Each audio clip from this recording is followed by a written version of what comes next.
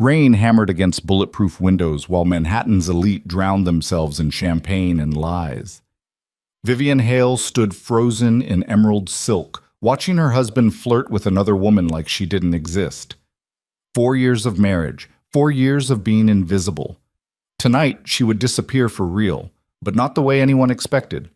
One text message, one phone call from the wrong man. And suddenly, the lonely housewife everyone ignored was about to discover that her husband's family wasn't just wealthy. They were dangerous. This is the story of how a broken marriage led to forbidden love, and how walking away from everything safe became the most dangerous decision of her life. Hit that like button, comment what city you're watching from, so I can see how far this story travels. And let me show you what happens when you fall in love with the one man you were never supposed to touch. Patase. The Imperial Regent Hotel rose above Fifth Avenue like a monument to excess, all glass and steel and arrogance. Inside the grand ballroom, crystal chandeliers threw fractured light across faces that cost more to maintain than most people earned in a year. Vivian Hale stood near the bar nursing warm champagne that tasted like regret, watching her husband work the room like she was a coat he'd checked at the door. Damian Vale moved through the crowd with the easy confidence of someone who'd never been told no.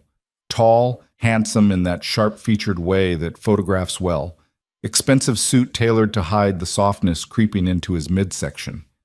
He had his hand on the small of some brunette's back, lingering there, proprietary, while she laughed at whatever charming lie he was currently selling. Vivian's reflection stared back at her from the mirrored wall behind the bar. Emerald silk dress that Damien had picked out because it photographed well. Hairstyled by someone whose name she couldn't remember. Makeup applied like armor. She looked like she belonged here. She'd never felt more invisible in her life. Mrs. Vale. The bartender's voice cut through her spiral. Another? She shook her head, set the glass down. The sound of it hitting marble felt too loud, too final. 4 years ago, she'd met Damian Vale in a Manhattan bookstore during a thunderstorm. He'd been a third-year law student at Columbia with messy hair and coffee-stained notebooks, talking about changing the world through criminal justice reform. They'd spent 6 hours in that cafe arguing about Dostoevsky while rain drummed against the windows. He'd quoted Sartre and kissed her like she was the only real thing in a city full of ghosts. 3 months later, they were married at City Hall. 2 months after that, she met his family. And everything changed. The Vales didn't just have money. They had the kind of wealth that came with armed drivers and lawyers on retainer and rooms that went quiet when they entered. Damien's father, Vincent, owned what everyone politely called a shipping empire. His mother had died years ago under circumstances no one discussed. The family compound in New Jersey looked like something out of a Gothic novel, all wrought iron gates and security cameras disguised as garden lights.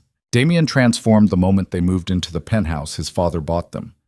The law student who'd quoted poetry became a man who checked his phone during dinner, who canceled plans without explanation, who treated their marriage like a networking opportunity he'd already maximized. The sex stopped first, then the conversations, then the pretense that either of them was happy. Now he didn't even bother lying about where he spent his nights. Vivian watched him lean close to the brunette, whispering something that made her throw her head back laughing. His hand slid lower. The woman didn't move away. Something inside Vivian's chest cracked like ice. She set down her champagne and walked toward the exit. Nobody stopped her. Nobody noticed. She was a ghost in emerald silk, drifting through a party that had already forgotten she existed. The November air hit her like a slap.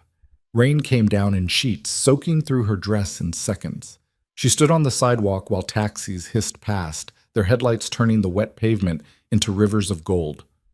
Her phone buzzed. Damien. Where did you go? The investors are asking about you. Not, are you okay? Not what's wrong. Just irritation that she'd stopped playing her part. Her fingers shook as she typed back. Vivian. I'm done. Don't come home tonight. She sent it before she could overthink it. Then she turned off Fifth Avenue and started walking. The city swallowed her whole. Neon signs bled color into puddles. Steam rose from subway grates like the city was exhaling ghosts. She walked for hours, her heels clicking against wet concrete, her dress clinging to her like a second skin she wanted to shed. Eventually, she found herself in the financial district, standing outside a diner that looked like it hadn't been renovated since the 80s. Cracked vinyl booths, fluorescent lights that buzzed like dying insects, coffee that probably tasted like burnt rubber. It was perfect. She slid into a corner booth and ordered black coffee from a waitress who didn't ask questions. The warmth of the cup against her palms felt more intimate than anything she'd experienced in months. Her phone lit up again. Damien. You're being dramatic. Come back. Damien. Vivian. Stop acting like a child. Damien. Fine. Stay gone. See if I care. She stared at the messages until they blurred. 4 years of her life reduced to 3 texts and a shrug. The diner door chimed. She didn't look up. Her phone rang. Unknown number. She almost didn't answer, but something made her thumb hit the green button. Mrs. Vale. The voice was low, controlled, familiar in a way that made her spine straighten. This is Vincent. Vivian's breath caught. She'd spoken to Damien's father maybe a dozen times in 4 years. Always brief, always formal. He was the kind of man who made rooms feel smaller just by existing. How did you get this number?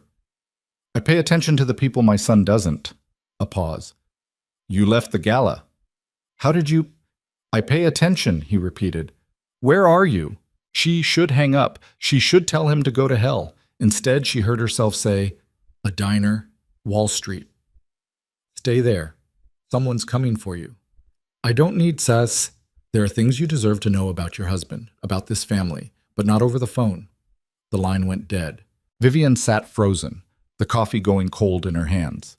Every rational instinct screamed at her to leave, to go back to the penthouse, pack her things, disappear into whatever life women built after their marriages imploded.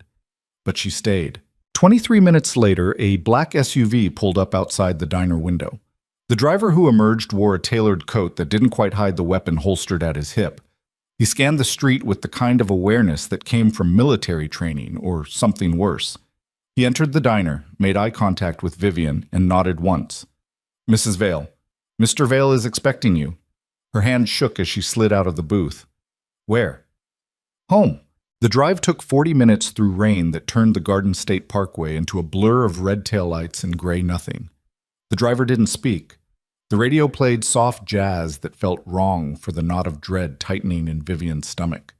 They turned off the highway onto private roads that wound through woods too perfect to be natural. Then the gates appeared, wrought iron, 15 feet tall, cameras tracking their approach. The Vale Estate. She'd been here exactly 3 times. Once for a stilted family dinner when she and Damien first got engaged.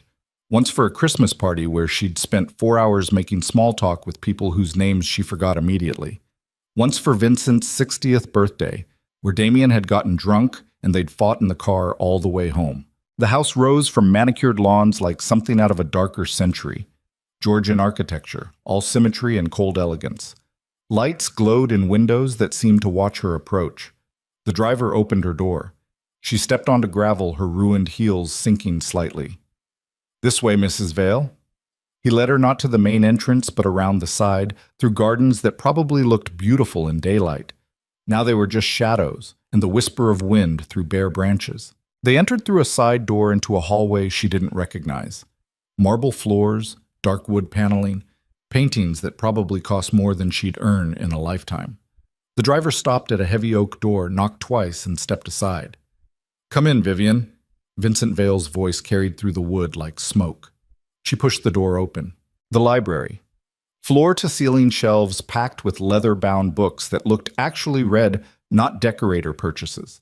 A fireplace large enough to stand in, flames crackling against the rain-lashed windows. Wingback chairs that probably dated to the Gilded Age. And Vincent, standing by the fire with a tumbler of what looked like scotch. He was in his late 50s, silver threading through dark hair he wore longer than fashion dictated. Tall, broader through the shoulders than Damien would ever be. There was something old world about him, not the cultivated elegance of generational wealth, but something harder, more earned. He looked at her the way no one had in months, like she was actually there. You're soaked, he said. Elena will bring you something dry. I don't understand what I'm doing here. Vincent took a slow sip of scotch, his eyes never leaving hers. You told my son you were done. That's between me and Damien. Nothing involving my son happens in a vacuum. He gestured to one of the chairs. Sit, please. She remained standing. What do you want, Mr. Vale? Vincent. He set down his glass with a soft click. And what I want is to tell you the truth. The truth my son has been hiding from you for 4 years. I know he cheats. Everyone knows he cheats. That's not the truth I'm talking about. Vincent moved to the window, looking out at gardens drowning in rain. You think you married into a shipping family? Yes. You didn't. He turned to face her. You married into something else entirely. The fire popped. Rain hammered the windows. Somewhere in the house, a clock chimed midnight. Vivian's voice came out smaller than she wanted. What are you saying? The Vale Shipping Corporation is real. We move legitimate cargo up and down the East Coast. But that's not where the real money comes from. It's not where the real power is. Her throat went dry. Then where? Vincent's expression didn't change. Everywhere the law pretends not to see. Everything your husband was too much of a coward to tell you about before he dragged you into this family. The room tilted slightly. Vivian gripped the back of the nearest chair. You're careful with whatever word you're about to use. His voice stayed level, almost gentle. Words have consequences, especially in this house. She forced herself to meet his eyes. Is my husband in danger? Damien? Vincent's laugh was bitter. No. Damien is too useless to be dangerous. He plays at being part of this world while hiding behind law degrees and charity galas. He's the acceptable face we show the world, while the real work happens in rooms he's never been allowed to enter. Then why did you let him marry me? I didn't let him do anything. He made his own choice, just like you're about to make yours. What choice? Vincent moved closer. Not threatening, but she was suddenly aware of how much space he took up, how the air seemed thicker when he was near. You can leave, tonight. I'll have my lawyers draw up divorce papers. You'll receive a settlement substantial enough to start over anywhere in the world. I'll make sure Damien doesn't contest it. You'll be free. Or you stay. Not as Damien's wife, that marriage is already over. We both know it. But as part of this household, protected, valued, given the freedom to become whoever you want to be instead of the ghost you've been pretending to be for 4 years. Vivian's laugh came out sharp, almost hysterical. You can't be serious. I've never been more serious about anything. Why? Why would you want me here? Something shifted in Vincent's expression. For just a moment, the controlled facade cracked, and she saw something underneath. Something raw and human and desperately lonely. Because I've watched my son break you piece by piece for 4 years, and I'm tired of pretending I don't see it. He paused. Because my wife died 12 years ago, and this house has been a mausoleum ever since. Because everyone in my life wants something from me, except you. You just wanted to be seen. And because... He stopped himself. Because what? Vincent turned back to the fire. Because I think you deserve better than the life my son gave you. And because I'm selfish enough to want to give it to you. The clock ticked. The fire crackled. Outside, the storm showed no signs of breaking. Vivian should have run. Should have called a cab, filed for divorce, disappeared into whatever normal life was still possible for someone who'd stumbled into the wrong family. But she'd been invisible for so long. And Vincent Vale saw her. If I stay, she said carefully, what exactly does that mean? It means you live here, in the East Wing. There are guest suites that haven't been used in years. It means you're under my protection. It means Damien doesn't get to hurt you anymore. And what do you get? Vincent's smile was sad. Maybe I get to remember what it feels like when someone in this house isn't afraid of me. A door slammed somewhere in the house. Voices echoed down marble hallways, angry, male, familiar. Damien. Vincent's expression hardened instantly. He can't know you're here. Not yet. Why not? Because my son is weak, and weak men are dangerous when they feel humiliated. Vincent moved to the door. Elena will take you upstairs. We'll talk more tomorrow. Vincent. He looked back at her. Why are you doing this? Really? For a long moment he didn't answer. Then, because 4 years ago, I watched my son bring home a woman who reminded me of someone I lost. And I've spent every family dinner since watching him destroy you the same way this world destroyed her. I won't let it happen again. Before Vivian could respond, the library door opened and a small woman in her 60s appeared. Elena, apparently, Vincent's housekeeper. This way, Mrs. Vale. Vivian followed her out a different door, into servants' hallways she'd never known existed. Behind them, she heard Damien's voice echoing through the main hall. Where is she? I know she's here. Where the hell is my wife? Elena led her up a back staircase, through corridors lined with portraits of people long dead.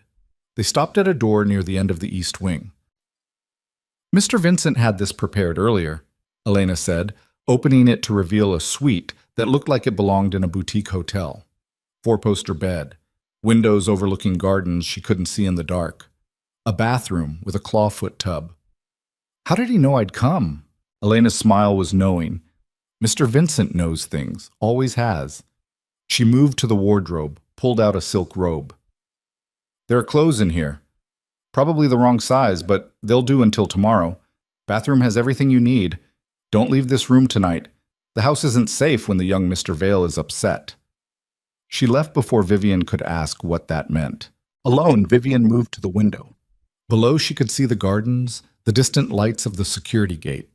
Somewhere in this massive house, her husband was raging, and her father-in-law was lying to protect her. She should feel trapped. Instead, for the first time in years, she felt like she could breathe. She stripped off her ruined dress, let it pool on the floor like shed skin. The shower was so hot it almost hurt. She stood under the spray until her skin turned pink, washing off makeup and rain in the last pretense that her marriage had been anything but a slow burial. When she finally emerged, there was a tray on the bedside table. Soup, bread, wine. A note in elegant handwriting, "You're safe here. Sleep. Tomorrow, we talk properly." Vivian ate mechanically, tasting nothing. Then she climbed into the enormous bed and waited for sleep that wouldn't come.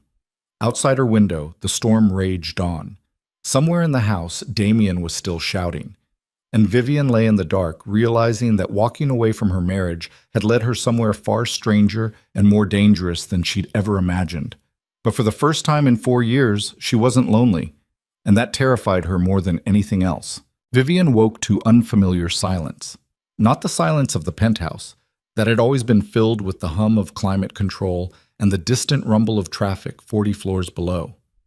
This was different, deeper, the kind of quiet that came from thick walls and distance from anything resembling normal life. Gray morning light filtered through curtains she didn't remember closing. For a disorienting moment, she couldn't place where she was.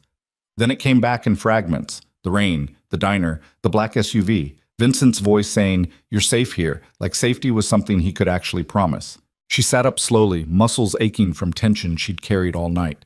The silk robe Elena had left was tangled around her legs. Her phone sat on the nightstand, dark and silent. She reached for it, hesitated, then pulled her hand back. 23 missed calls from Damien, 14 texts, each one angrier than the last.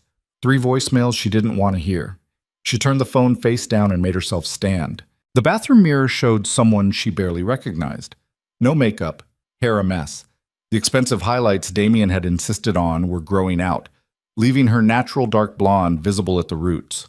She looked younger, without all the armor. Tired, but younger. She splashed cold water on her face and tried to figure out what the hell she was doing. A soft knock at the door made her freeze. "Mrs. Vale?" Elena's voice, muffled through wood. "I have breakfast and clothes." Vivian wrapped the robe tighter and opened the door. Elena wheeled in a cart loaded with coffee, fruit, pastries that smelled like butter and heaven. Over her arm hung several garments in dry cleaning bags. Mr. Vincent thought these might fit. They were his wife's. He kept some things. Elena's expression gave nothing away. "He'd like to see you in the library when you're ready. No rush?" She left before Vivian could process the weight of what she'd just said. His wife's clothes, the woman who'd died 12 years ago, whose memory still haunted this house like smoke that wouldn't clear. Vivian unzipped the first bag slowly. A cashmere sweater in deep burgundy, designer jeans that looked barely worn, boots that were exactly her size, which shouldn't have been possible but somehow was. She dressed mechanically, her hands shaking slightly. The clothes fit like they'd been made for her, which was impossible, which meant Vincent had known her measurements, had planned this, had been paying attention in ways that made her skin prickle with something she couldn't name. The coffee was still hot. She drank it black, standing by the window, looking out at gardens that stretched toward woods she couldn't see the end of. The estate was massive. She'd forgotten how massive. Or maybe she'd never really understood it before. Security guards patrolled the grounds in pairs. Cameras tracked their movements from posts disguised as light fixtures. This wasn't just wealth. This was a fortress. She finished the coffee, pulled on the boots, and made herself leave the room. The East Wing hallway was quiet. Portraits of stern-faced people in old-fashioned clothes lined the walls, their eyes following her as she walked. She'd met none of them. Damien had never talked about his family history, had always changed the subject when she asked. Now she understood why. She found the library by memory, her footsteps echoing on marble. The door was open. Inside, Vincent sat in one of the wing-back chairs reading a newspaper like this was any ordinary morning. He looked up when she entered. Something shifted in his expression, recognition maybe, or something deeper. "Those were hers," he said quietly. "Maria's. You're nearly the same size. Elena said you kept some things." "I kept everything." He folded the newspaper and stood. "Coffee?" "I had some upstairs." "Then sit, please." Vivian lowered herself into the chair across from him, acutely aware of how the borrowed clothes felt against her skin. How different this was from every other interaction they'd had. Formal dinners where conversation never went deeper than weather and quarterly earnings. Vincent poured himself coffee from a silver service that probably cost more than her first car. His movements were precise, controlled. Everything about him was controlled. Damien left around 3 a.m., he said. Drunk. Angry. He took the Porsche, which means he probably shouldn't have been driving at all. But he's an adult, technically. "Did he know I was here?" "I told him you'd called me to arrange the divorce, that you were staying at a hotel and didn't want to see him. He believed it because he wanted to believe it. My son has never been perceptive about people who aren't useful to him." The casual cruelty in Vincent's voice when he talked about Damien was unsettling. Not hot anger, just cold assessment, like he was discussing a business competitor instead of his only child. "Why do you hate him?" Vincent's coffee cup paused halfway to his lips. "I don't hate him. You talk about him like he's a stranger you're disappointed in, because that's what he is." Vincent set down the cup with a soft click. "Damien is my son by biology, but he's his mother's child in every way that matters. She was—" He stopped himself. "She wasn't Maria. She was my first wife. We divorced when Damien was 6. She raised him in Connecticut with her second husband, brought him back here when he was 16, already shaped by her particular brand of entitlement. He never mentioned his mother was alive. She's not. Cancer, 5 years ago. But by then the damage was done." Vincent's jaw tightened. "I tried. I brought him into the family business, gave him responsibilities, tried to show him what real power looked like. He wanted the money and the respect without understanding what it cost to maintain either. So I let him play lawyer, let him marry you, let him pretend he was normal. And Maria?" The question hung between them like smoke. Vincent stood abruptly, moved to the window. "Maria was my second wife. We had 15 years together. She died in a car accident on the Taconic Parkway." His voice caught, barely perceptible, but there. "She died instantly. They told me it was quick, like that makes it hurt less." "I'm sorry." "Don't be. You never knew her." He turned back. "But she would have liked you. You have the same—" He gestured vaguely. "The same refusal to be impressed by money. The same way of looking at people like you're trying to see who they really are underneath everything else." Vivian's throat felt tight. "Vincent, I can't stay here." "Why not?" "Because this is insane, because I don't know you, because your world is—" She gestured helplessly. "I'm not built for this. You're built for whatever you decide to survive." Vincent moved back to his chair, leaned forward with his elbows on his knees. "Let me be clear about something, Vivian. The moment you walked away from Damien, you became a problem. Not for me, for him. His colleagues, his friends, everyone who watches his polished Instagram life is going to ask questions. He'll spin a narrative. You'll be the unstable wife who couldn't handle the pressure. The ungrateful woman who walked away from everything he gave you." Her hands clenched in her lap. "So?" So he'll try to destroy your credibility before you can tell anyone what your marriage actually looked like. He'll freeze your accounts, contest the divorce, make it expensive and ugly and drawn out because that's what weak men do when they lose control. You could stop him. I could. If you stay under my protection, he can't touch you. The divorce happens on my terms. You leave with enough money to start over, and in exchange, what? What do you want from me? Vincent's expression went carefully blank. Company. This house is full of people on my payroll, but I haven't had a real conversation with anyone in years. Everyone wants something. Everyone's calculating angles. But you didn't even know what you married into. You're the first honest thing that's walked through these doors in over a decade. The fire crackled. Outside, one of the security guards spoke into a radio. Vivian forced herself to hold his gaze. And if I say no, then Elena drives you wherever you want to go. I'll have my lawyer start the paperwork. You'll be free. Free and broke and ruined? Probably. Vincent's smile was humorless. I won't lie to you, Vivian. That's the difference between me and my son. He lies because he's weak. I tell the truth because I can afford to. She should leave. Should call a friend, find a lawyer who wasn't on the Vale payroll, figure out how to untangle herself from this family's particular brand of madness. But she had no friends. 4 years married to Damien had isolated her from everyone who'd known her before. No family close enough to help. Her parents had retired to Arizona and hadn't approved of the marriage anyway. No money of her own. Everything was in Damien's name, accounts she'd never questioned because questioning felt like admitting the marriage was already over. Vincent was right. She was trapped either way. At least here, someone saw her. How long? She asked quietly. How long what? How long do I stay? Vincent leaned back, studying her. As long as you want, until the divorce is final, until you figure out who you want to be next. There's no timeline. And Damien? Stays away. If he tries to contact you, my security handles it. If he makes threats, my lawyers handle it. You focus on healing, on becoming whoever you were before my son spent 4 years breaking you down.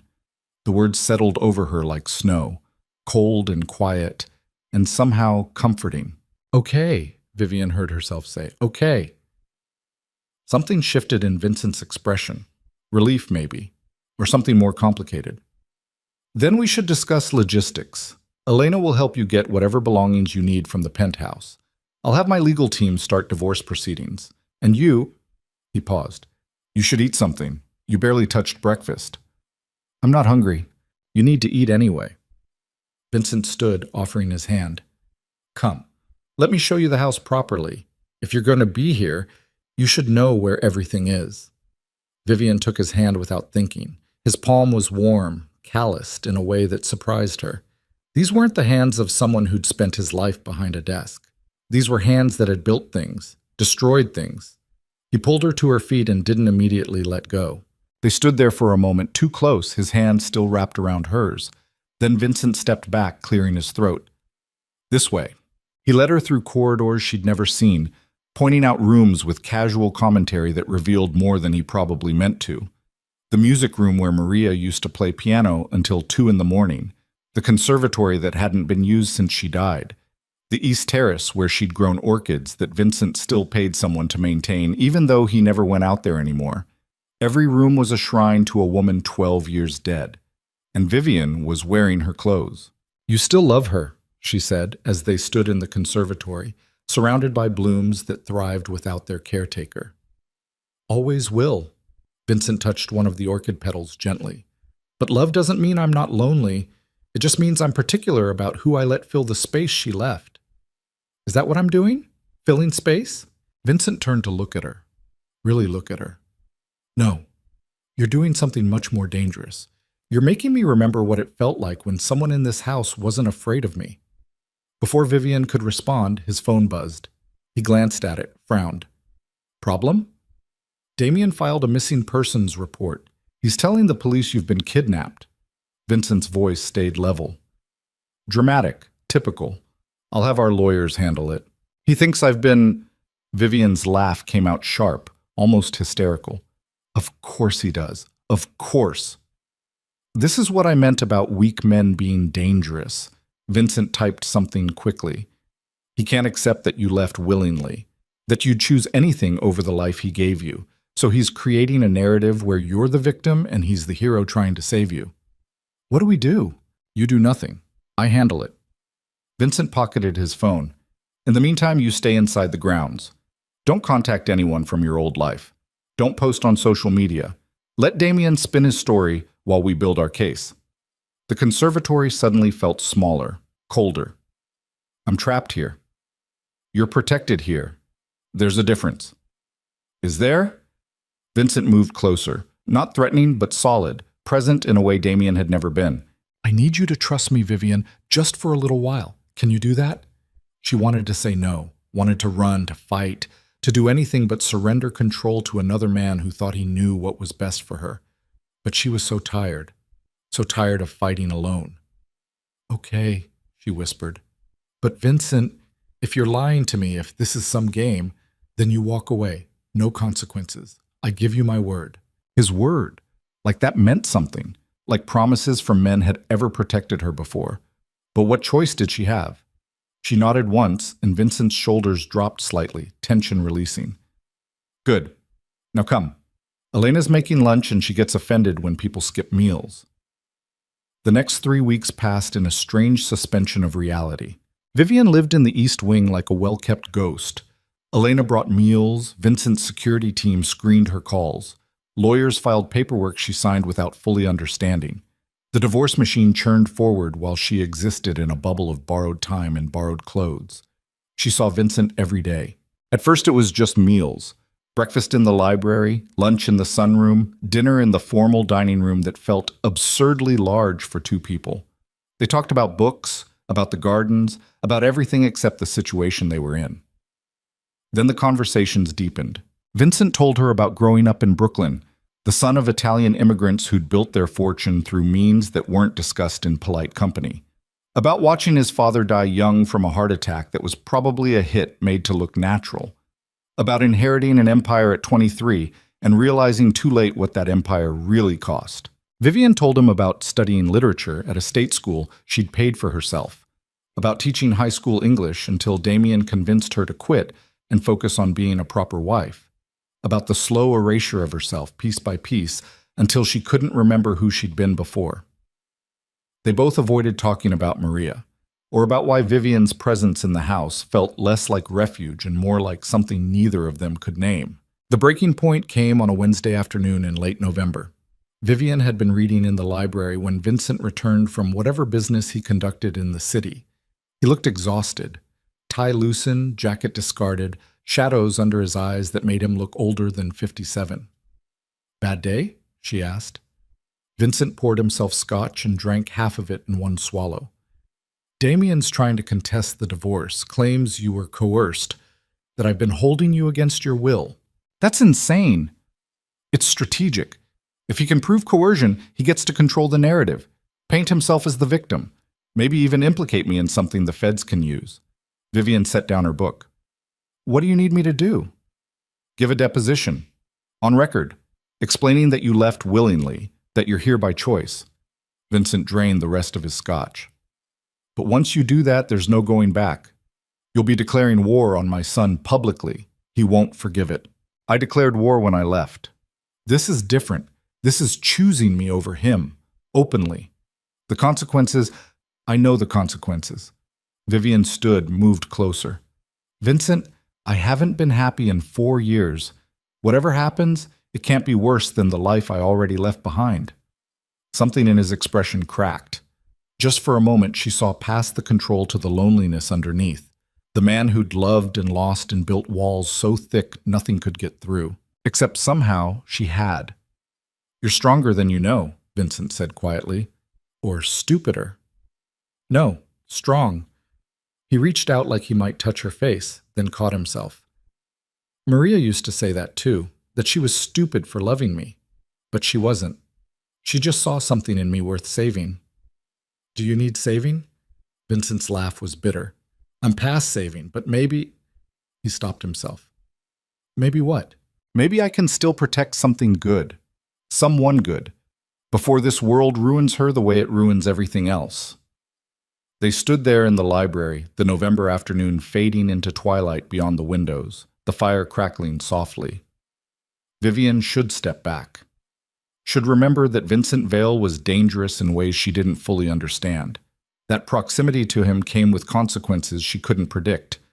Instead, she moved closer. I'm not Maria. I know. And I'm not some project you get to fix. I know that too. Then what am I to you? Vincent's jaw tightened. A complication I didn't plan for. A problem I can't solve, the first person in over a decade who makes me feel like I'm still human underneath everything else. His hand finally touched her face. Gentle. Hesitant. Like he expected her to pull away. She didn't. The door to the library slammed open. They sprang apart like guilty teenagers. Damien stood in the doorway, drunk and furious, and somehow worse than Vivian remembered. His expensive suit was rumpled, his hair unkempt, his eyes bloodshot and wild. I knew it, he spat. I fucking knew it. Vincent moved instantly, putting himself between Vivian and his son. You're not supposed to be here. It's my family home. It's my house, and you're trespassing. Damien's laugh was ugly. Trespassing? That's rich. You steal my wife, and I'm the one trespassing. I didn't steal anything you hadn't already thrown away. Vincent's voice stayed level, but there was steel underneath. You need to leave. Not without her. Damien's eyes locked on Vivian. Come on. We're going home. Vivian's voice came out steadier than she felt. I am home, and I'm not going anywhere with you. You don't get to decide that. Actually, she does. Vincent took one step forward. Just one. But something in his posture changed, became more predatory. And you need to leave. Now. Before I have security remove you. Security? Damien sneered. You mean you're thugs, you're criminals. How long before Vivian figures out what you really are, Dad? How long before she realizes she traded one prison for another? At least this one has windows that open. The slap came so fast, Vivian almost missed it. One moment, Damien was standing there spewing venom. The next, he was on the floor, Vincent's fist connecting with his jaw with a crack that echoed off the marble. You don't talk to her, Vincent said quietly. You don't look at her. You don't say her name. You signed away that right when you spent 4 years treating her like furniture. Damien struggled to his feet, blood trickling from his split lip. You're going to regret this. I doubt it. I'll tell them everything. The feds, the lawyers, everyone. I'll burn this whole empire to the ground, and you with it. Vincent smiled. It didn't reach his eyes. Go ahead. Try. But remember, Damien, you know enough to make trouble, but not enough to actually hurt me. I made sure of that years ago. 2 security guards appeared in the doorway. Large men with blank expressions and hands that rested casually near concealed weapons. Escort Mr. Damien to his car, Vincent said without taking his eyes off his son. Make sure he understands that his next visit requires an invitation. The guards moved forward. Damien jerked away from their reaching hands. This isn't over. Yes, Vincent said. It is. They dragged Damien out. His voice echoed through the halls, threats and accusations fading as they hauled him toward the main entrance. Then silence. Vincent's shoulders sagged. He looked down at his hand, flexing the fingers. His knuckles were already starting to bruise. I shouldn't have hit him. Vivian's voice came out shaky. He deserved it. That's not the point. I gave him exactly what he wanted. Proof that I'm losing control. Proof that you're getting under my skin. Vincent turned to face her. This is going to get worse before it gets better. You understand that, right? Damien knows how to hurt people, and now he knows the fastest way to hurt me is through you. The weight of that settled over Vivian like a shroud. She thought leaving Damien was the hard part. She'd been wrong. What do we do? Vincent moved to the window, staring out at grounds going dark. We prepare. I'll have security doubled. You don't leave the estate without armed escorts. We accelerate the divorce proceedings. And we... He stopped. We what? Vincent turned back. In the dying light, his eyes looked almost black. We stop pretending this is just about protecting you from Damien, because it's not. Not anymore. Vivian's heart hammered against her ribs. Then what is it about? Vincent crossed the room in 3 long strides, stopped just inches from her. close enough that she could smell scotch and smoke and something darker underneath.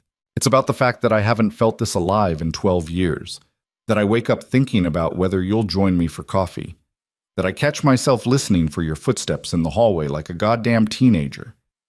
His voice dropped lower. It's about the fact that you're wearing Maria's clothes, and it should feel wrong, but instead it feels like... He stopped himself again. Like what? Like she'd approve. Like she'd understand. Vincent's hand came up to cup her face, thumb brushing across her cheekbone. Like maybe loving someone new doesn't mean I love her less. Vivian couldn't breathe, couldn't think. This isn't... I know all the reasons this is a mistake. You're vulnerable. You're technically still married to my son. I'm 23 years older than you. I'm dangerous in ways you don't fully understand. She kissed him, reached up and pulled him down and pressed her mouth to his before either of them could talk themselves out of it. For one frozen moment, Vincent didn't move. Then something broke inside him, and he was kissing her back, hands tangling in her hair, pulling her against him like he was drowning and she was air. It wasn't gentle, wasn't careful. It was desperation and loneliness, and 4 years of Vivian feeling invisible, colliding with 12 years of Vincent being alone. When they finally broke apart, both breathing hard, Vincent rested his forehead against hers. This is a terrible idea. I know. It's going to complicate everything. I know. Damien will use it against us. Let him. Vincent pulled back just enough to see her face. Vivian, if we do this, if we actually do this, there's no going back. You understand that? You'll be painted as the woman who left one veil for another. They'll destroy your reputation, call you a gold digger, a homewrecker, worse. And Damien will make it his life's mission to hurt us both. Vivian thought about the woman she'd been 4 years ago. Young, naive, convinced that love meant making yourself smaller, so someone else could feel bigger. She thought about the woman she'd become. Invisible, lonely, a ghost in her own life. And she thought about who she might become if she stopped being afraid. I don't care, she said. I spent 4 years trying to be what Damien wanted, and it almost killed me. I'm not doing that again. Not for anyone. Not even to avoid scandal. Something fierce and possessive flared in Vincent's eyes. You're sure? No, but I'm doing it anyway. Vincent kissed her again. Slower this time, deeper. Like he was memorizing the taste of her, the feel of her, the reality of this moment before it could slip away. When they finally stopped, the library had gone fully dark except for firelight. We should eat, Vincent said against her mouth. We should. Neither of them moved. Outside, November wind rattled the windows. Somewhere in the house, a clock chimed 7. And Vivian realized with perfect clarity that whatever happened next, she'd crossed a line that didn't exist on any map. She'd fallen for the one man who could either save her or destroy her completely, and she had no idea which it would be. Winter came early that year, wrapping the Vale estate in ice and silence. Vivian woke in Vincent's bed for the first time on a December morning so cold the windows had frosted over in patterns that looked like skeletal fingers reaching inward.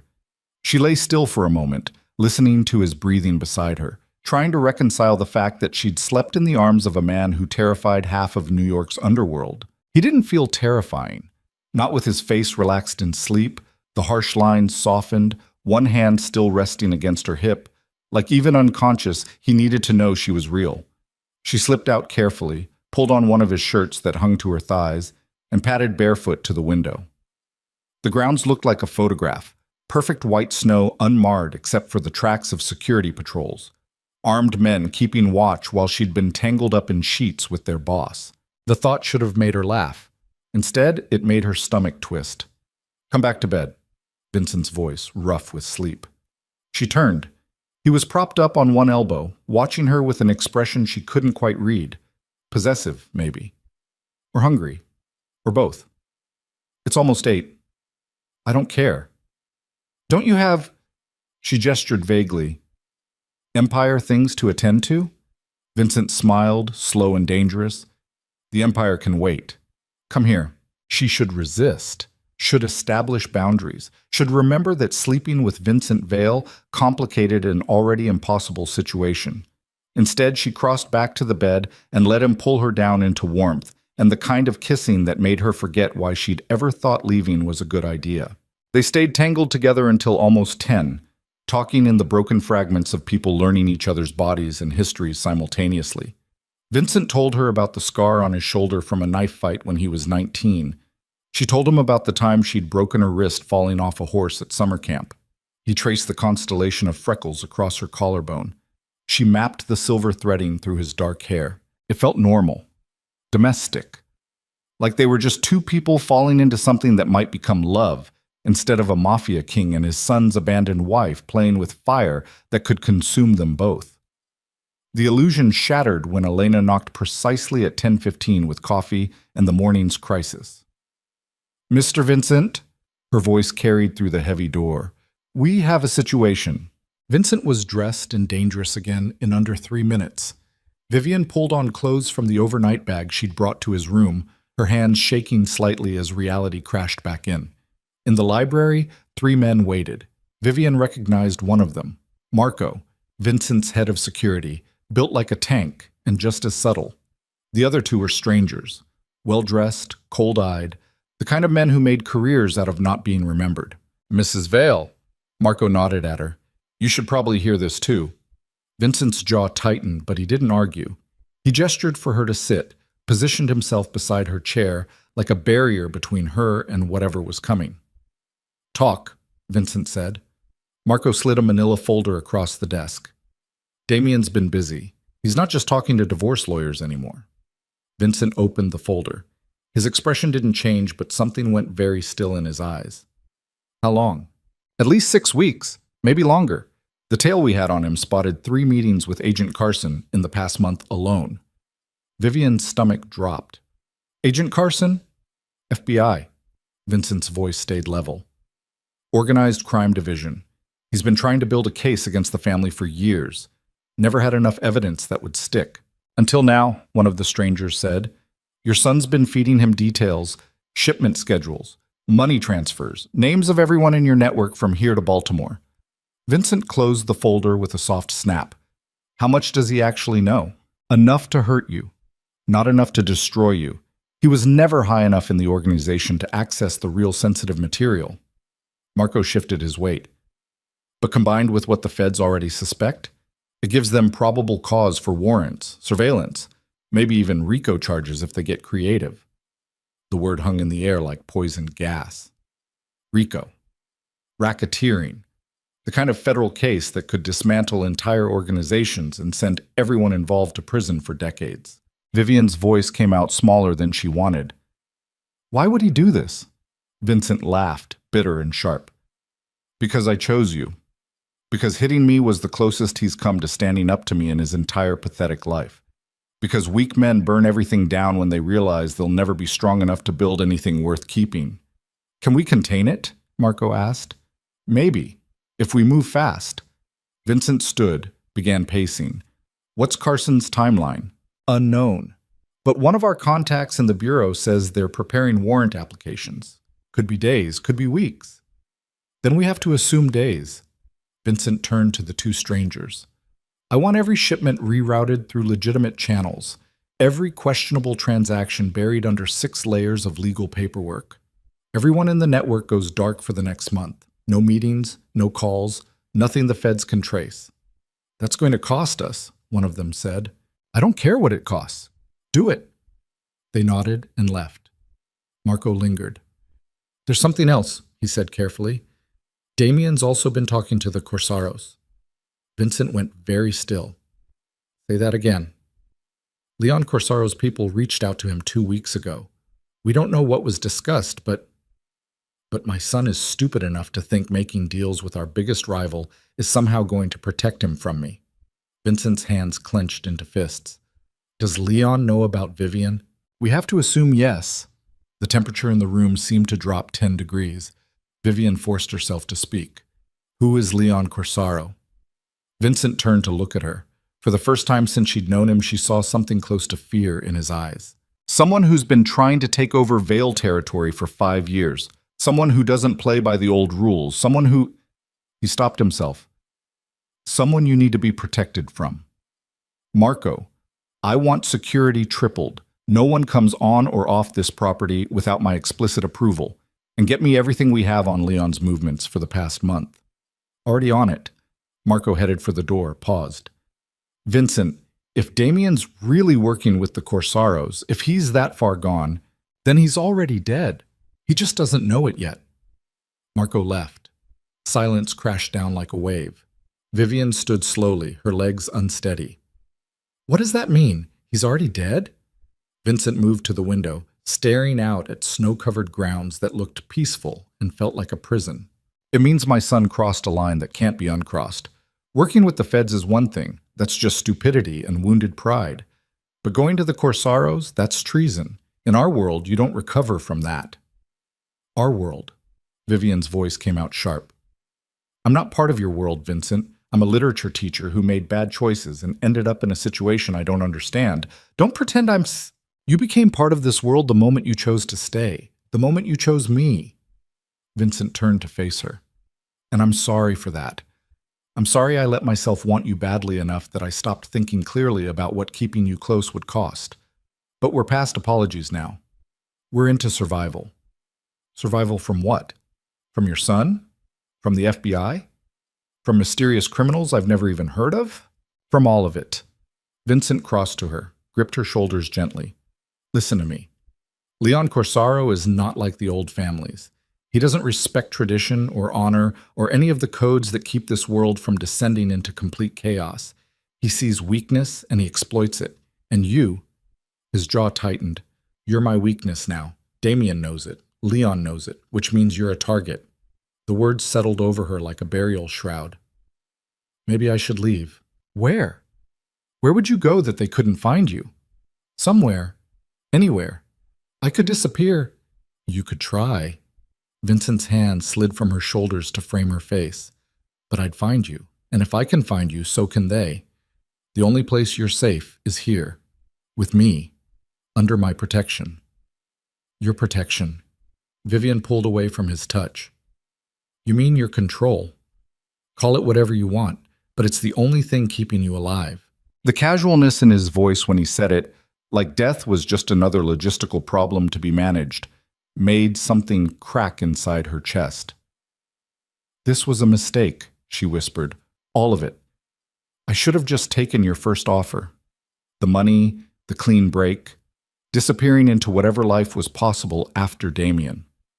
But you didn't. You stayed. You chose this. I chose you. I didn't choose...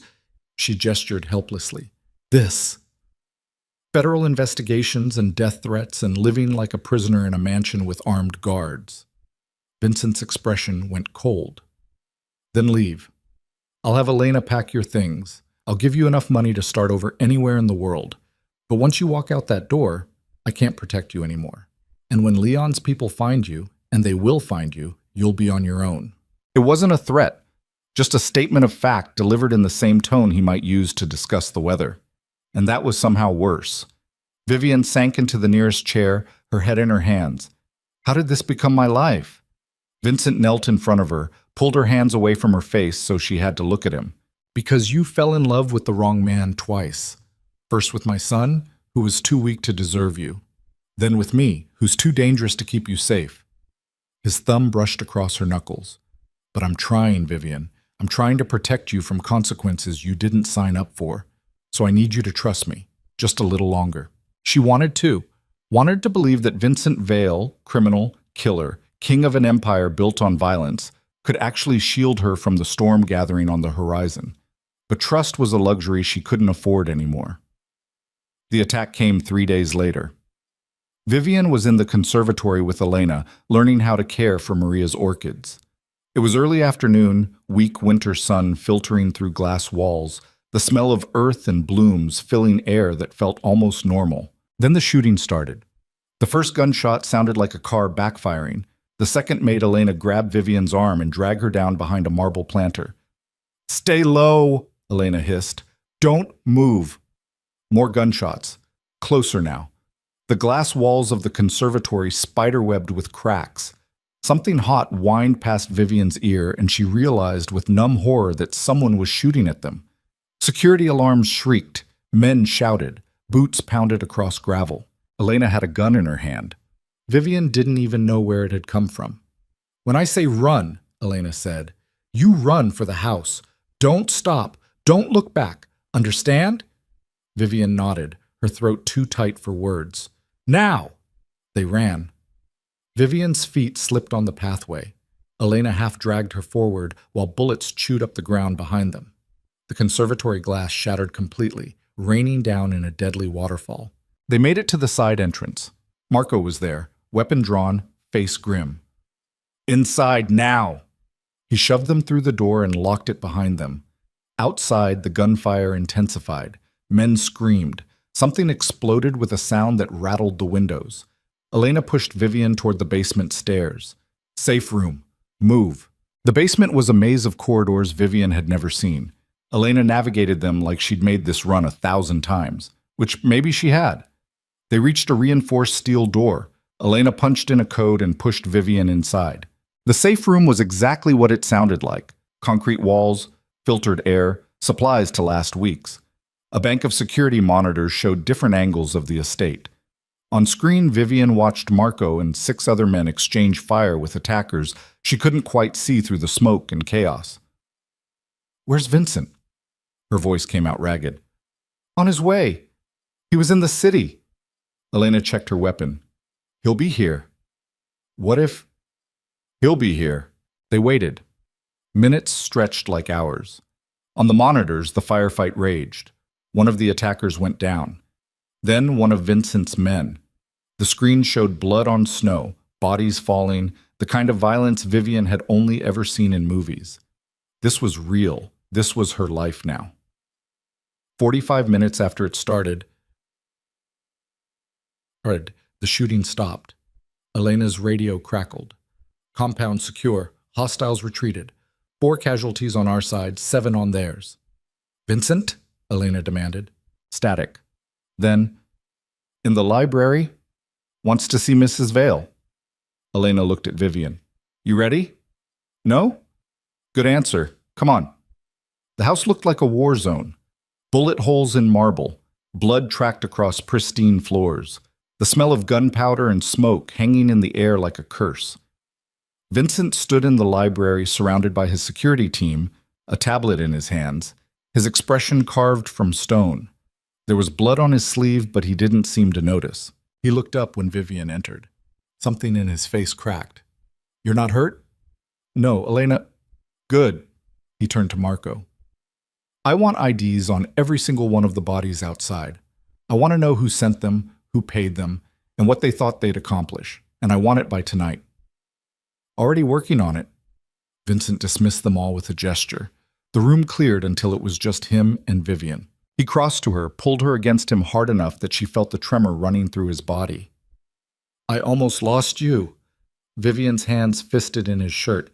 "What's happening? Why would anyone—" "Because Leon wants me to know he can reach you. That my protection doesn't mean anything. That if he wants you dead, you're dead." Vincent pulled back to look at her. This was a message, not a serious attempt.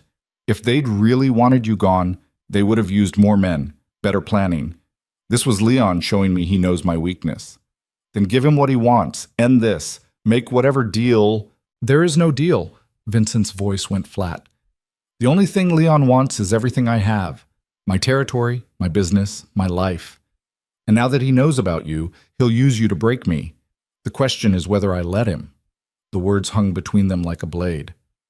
"What does that mean?" Vincent turned away, poured himself scotch with hands that shook slightly. "It means I have choices to make. Bad choices. The kind that cost pieces of my soul I thought I'd already sold." "Vincent, I could send you away, far away. New identity, new life. Enough money that you'd never have to worry. You'd be safe. But I'm selfish enough that the thought of losing you makes me want to burn this city to the ground." He drank deeply. "So instead, I'm going to end this war, permanently. And you need to not ask me what that means because you won't like the answer." Vivian's throat closed. "You're going to kill him." "I'm going to do what's necessary to protect what's mine. I'm not property." Vincent looked at her over the rim of his glass. "No, you're so much worse. You're the thing I love more than power, more than the empire, more than my own life, which makes you the most dangerous weakness I've ever had. The confession should have felt romantic. Instead, it felt like a death sentence. What if I asked you not to? Vivian's voice came out small. What if I asked you to find another way? Then I'd say you don't understand the world I live in. There is no other way. This ends with Leon dead or me dead. Those are the only options. There has to be it. There doesn't. Vincent set down his glass with a soft click. I know you want to believe I'm better than this, that love can redeem me or whatever fairy tale you're telling yourself. But I'm not a good man, Vivian. I've never been a good man. I've just been very good at protecting the people I love from seeing what I really am. I know what you are. You know pieces, the parts I've let you see, but you don't know what... He stopped himself. It doesn't matter. What matters is keeping you alive. Everything else is negotiable. The tablet on his desk buzzed. Vincent glanced at it, went very still. What? He turned the screen toward her. Security footage. Dated from 2 hours ago. Damien, walking into a restaurant in Manhattan, sitting down across from a man Vivian didn't recognize, but Vincent clearly did based on the way all the color drained from his face. Leon Corsaro. They talked for 47 minutes. The footage was silent, but the body language was clear. Damien was selling something, and Leon was buying. Son of a bitch. Vincent's voice came out barely above a whisper. He told them about the safe room, about Elena's patrol schedules, about... His fist slammed into the desk hard enough to crack the wood. He helped them plan the attack. His own father's house. He helped them try to kill you. Vivian's knees went weak. She sank into the nearest chair. Why? Why would he... Because he's his mother's son. Petty and vindictive and stupid enough to think Leon will actually protect him after this is over. Vincent's hands were shaking now, with rage, with something that looked almost like grief. He signed his own death warrant. Leon will use him and then discard him like the trash he is. You can't kill your own son. Vincent met her eyes. Watch me. The cold certainty in his voice made her stomach turn. Vincent, please. I know you're angry. I know he tried to have you killed, Vivian, you specifically. This wasn't about hurting me. This was about eliminating you because he can't stand that you chose me over him. Because in his mind, if he can't have you, I don't get to either. The words hit like physical blows. Damien had tried to kill her. The man she'd married, who'd promised to love her, who she'd built a life with, had sent armed men to gun her down in a conservatory full of flowers. She was going to be sick. Vincent was beside her immediately, hand on her back as she bent double trying to breathe through the nausea. I'm sorry. I shouldn't have... He wanted me dead. Her voice sounded distant, disconnected. He looked at those men and told them where to find me and wanted me dead. Yes, because I left him. Because I chose you. Because... A laugh bubbled up, hysterical. Because I finally stopped being invisible. Vincent pulled her up, wrapped his arms around her like he could shield her from reality through sheer force of will. I'm going to fix this. I'm going to end this, and then you're never going to have to be afraid again. But Vivian was already afraid. Afraid of what Vincent would become in the name of protecting her. Afraid of what she'd already cost him just by existing. Afraid that loving him meant watching him destroy himself and everyone around them until nothing was left but ashes and regret. The next 3 weeks were a blur of violence and paranoia. Vincent's war with the Corsaro family erupted across 5 boroughs. Warehouses burned, bodies turned up in places that sent messages. The FBI investigation intensified, fueled by Damien's testimony and evidence he'd been collecting for months. Vincent barely slept. When he did, it was in the safe room with weapons in reach and security on rotating shifts. The man Vivian had fallen for, the one who quoted poetry and talked about Maria's orchids, disappeared behind a mask of cold calculation and controlled fury. She watched him slip away and couldn't stop it. The breaking point came on a January night so cold the windows had frosted opaque. Vivian was in the East Wing when she heard shouting, Vincent's voice, and someone else.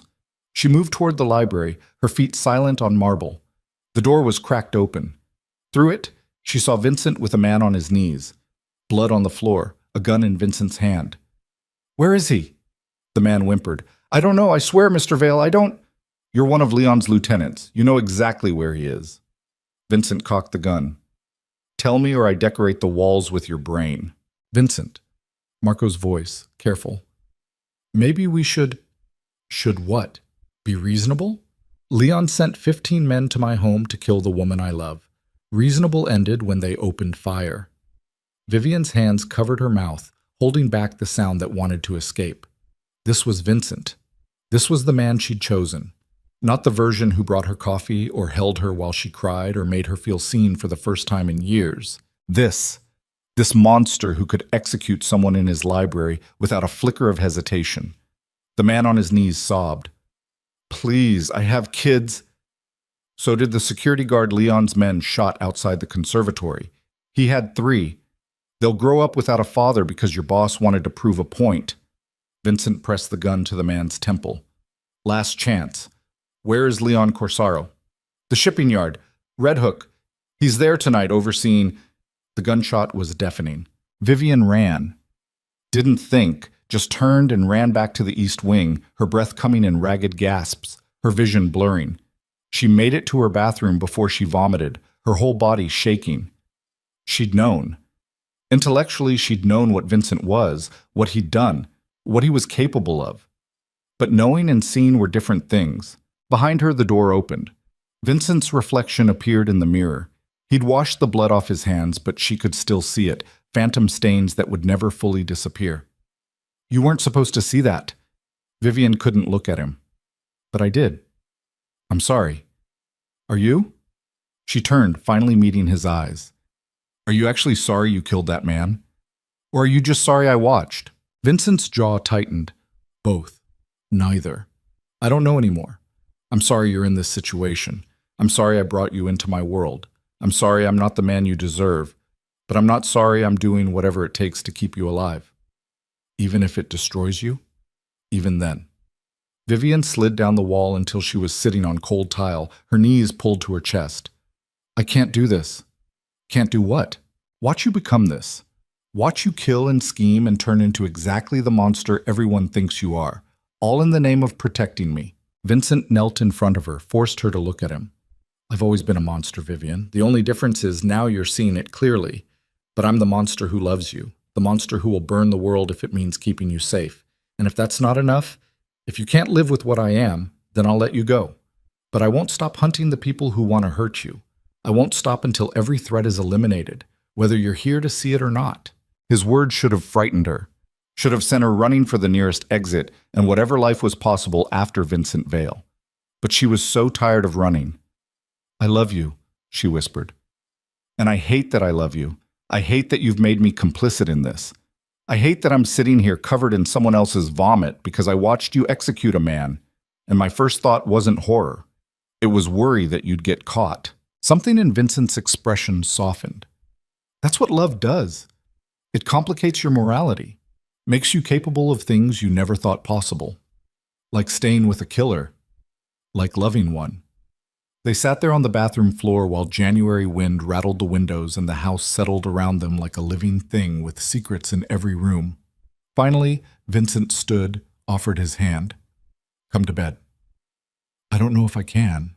Then just come sit with me. We don't have to, just don't be alone right now, please. Vivian took his hand because what else was there to do? They ended up in Vincent's bed, fully clothed, her back against his chest while he held her like she might disappear if he loosened his grip. I'm going after Leon tomorrow night, he said into her hair. It ends then, one way or another. What if you lose? Then Marco has instructions to get you out. New identity, new life, enough money to disappear. You'll be safe. I don't want safe if it means you're dead. Vincent's arms tightened around her. I know, but sometimes we don't get what we want. We get what we survive. Vivian turned in his arms to face him. In the darkness, his eyes looked black, haunted. Come back alive, she whispered. I'll try. That's not good enough. It's all I can promise. She kissed him, desperate and frightening and full of all the things neither of them knew how to say. He kissed her back like a man going to war, memorizing every detail before the battle. They made love slowly, carefully, like they were both made of glass and might shatter. And when it was over, Vivian lay in his arms listening to his heartbeat and wondering if this was the last time she'd ever hear it. Morning came too fast. Vincent was already dressed when she woke, strapping weapons to his body like armor. He looked like what he was, a man preparing to kill or be killed. "Stay in the house," he said without looking at her. "Marco and 6 others are staying behind. If anything happens, they get you to the safe room. If I don't come back by dawn, don't. If I don't come back, you run. No questions, no hesitation. You disappear and you don't look back." Vivian sat up, pulled the sheet around herself. "And if you do come back?" Vincent turned to face her. "Then we figure out what comes next. Together." She wanted to believe him, wanted to believe they'd actually have a next, a future, a life beyond violence and survival. But hope was a luxury neither of them could afford. Vincent crossed to her, cupped her face, kissed her once more. "I love you," he said against her mouth. "Whatever happens, remember that." Then he was gone. Vivian sat alone in his bed, in the shirt she'd stolen from his closet, surrounded by the scent of him and the weight of knowing he might not come back. The day dragged. Hours stretched like years. She tried to read, to eat, to do anything but watch the clock and imagine Vincent walking into whatever trap Leon had set. Night fell. Still no word. Midnight passed, 1 a.m. too. At 3:15 her phone buzzed. Unknown number. Her hand shook as she answered. "Vincent?" "Not quite." The voice was unfamiliar, cold. "But he sends his regards. Or he would, if he wasn't currently bleeding out in a warehouse in Red Hook." Vivian's world tilted. "Who is this?" "Leon Corsaro. We should talk, Mrs. Vale, about your husband's future, or lack thereof." The line went dead. Vivian stood frozen, the phone slipping from her hand, her entire body numb. Vincent was captured, dying, and the man who'd tried to have her killed wanted to negotiate. She was out of the bedroom before conscious thought caught up. Down the stairs, through marble halls, into the library where Marco was coordinating with his remaining team. "We have to go," she said. "Now, Vincent's been taken." Marco's face went pale. "How do you—" "Leon called me. He has him. Red Hook. We have to—" "We can't. If Leon called you specifically, it's a trap. He wants you to come rushing in so he can take you both." "I don't care. I'm not leaving him there." "Mrs. Vale, I am not asking permission." Vivian's voice came out harder than she'd ever heard it. "Get me weapons, get me a car, and get me to that warehouse. Or I go alone." Marco stared at her for a long moment. Then something shifted in his expression. Respect, maybe, or recognition that she'd just crossed whatever line separated civilians from soldiers. "You understand this is probably suicide." "I understand Vincent would do it for me. That's all that matters." Marco's radio crackled. One of his men, voice tight with tension. "We've got movement at the south gate. 3 vehicles, armed occupants." Marco's hand went to his weapon. "How many?" "At least 15. "Leon's not waiting for us to come to him," Vivian said. "He's bringing the war here." Marco's jaw tightened. "Safe room. Now." "No. I'm done hiding."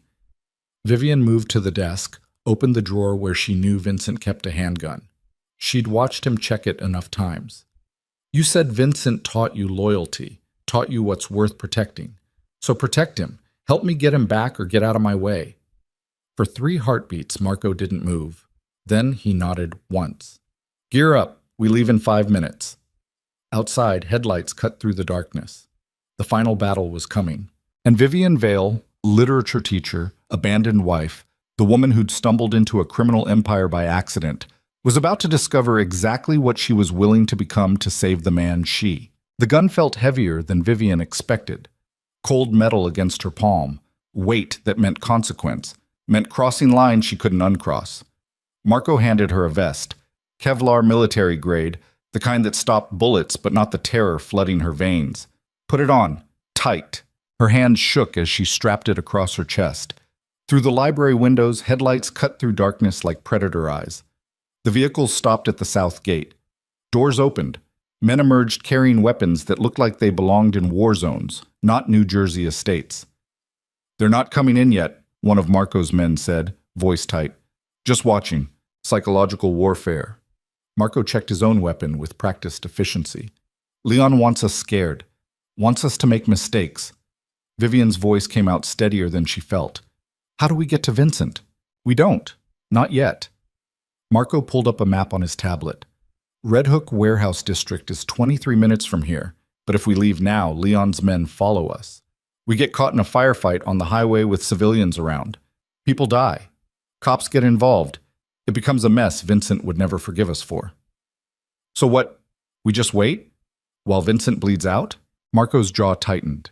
We wait exactly 90 seconds, long enough for my contact at NYPD to create a distraction 6 blocks from here. Traffic incident big enough to pull Leon's attention. Then we go out the back, take the service road through the woods. We'll be in Red Hook before Leon realizes we're gone. And if it doesn't work? Then we die trying. But at least we die moving forward instead of cowering in a safe room. Vivian looked at the gun in her hand. She'd never fired one. Never wanted to. The closest she'd come to violence was watching her husband, ex-husband, get punched by his father in this very room. Now she was strapping on body armor and preparing to storm a warehouse full of armed criminals. The literature teacher from Connecticut was gone. Whatever she was becoming, there was no going back from it. 30 seconds, Marco said. Outside, Leon's men spread out along the perimeter. Vivian counted 15, maybe more in the vehicles. All of them armed. All of them between her and Vincent. Her phone buzzed. Unknown number again. She answered before Marco could stop her. Having second thoughts, Mrs. Vale? Leon's voice, smooth as poison. Smart woman. Your husband certainly didn't. Walked right into our trap like an arrogant fool. Where is he? Alive. For now.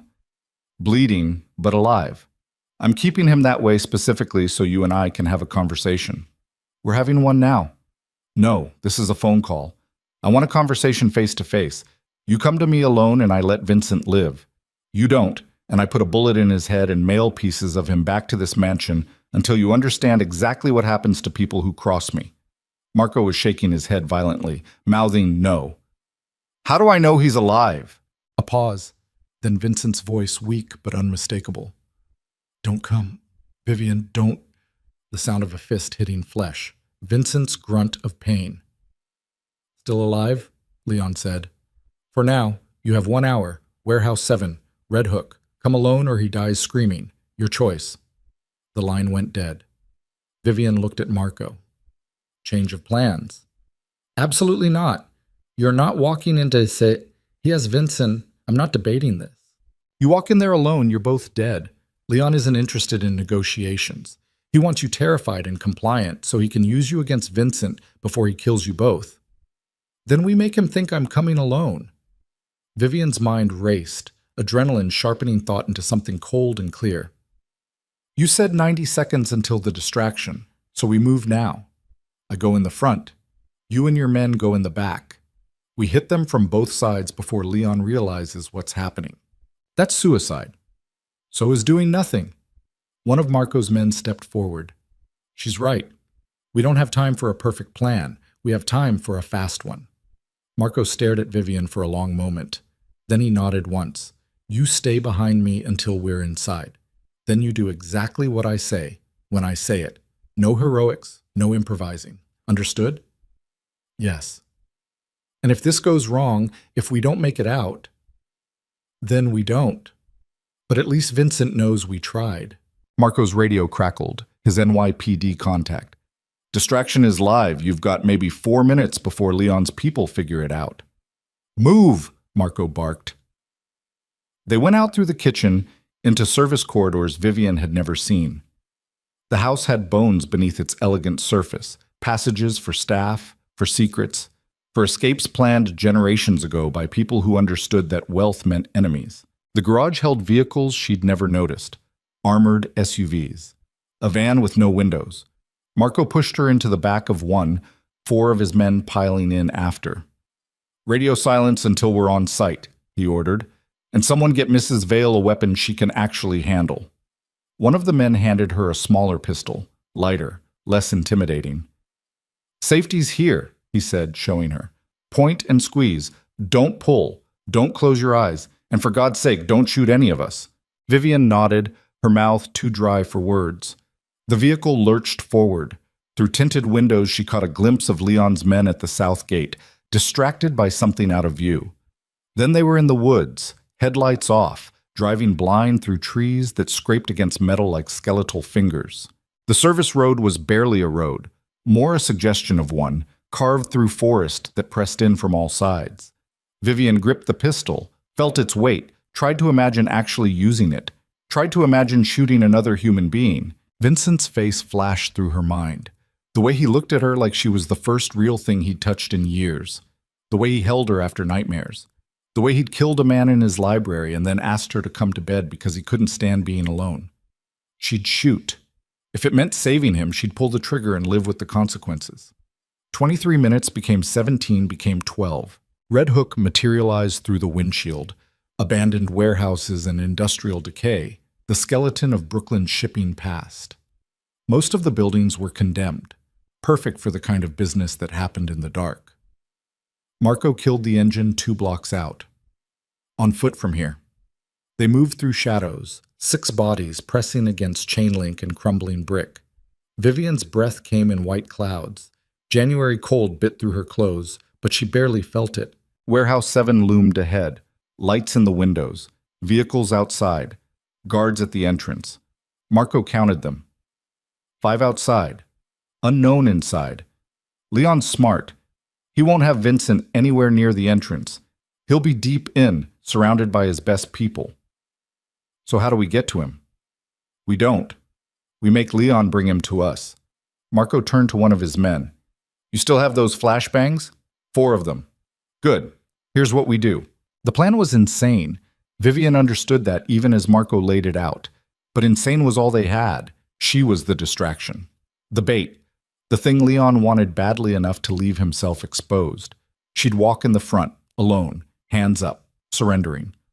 While Marco and his team breached from the back, planted explosives, and turned the warehouse into a death trap that would collapse inward on Leon's forces. And Vincent? Vivian asked. We grab him in the chaos. Get him out before the structure fails. What if we can't?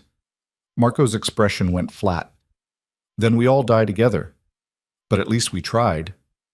It wasn't reassuring, but it was honest. They synchronized watches. Marco gave her an earpiece so small she barely felt it. 3 minutes, he said. I need 3 minutes to get in position. Then you walk. I'll tell you when. Vivian nodded. Her hands were shaking again. She forced them still.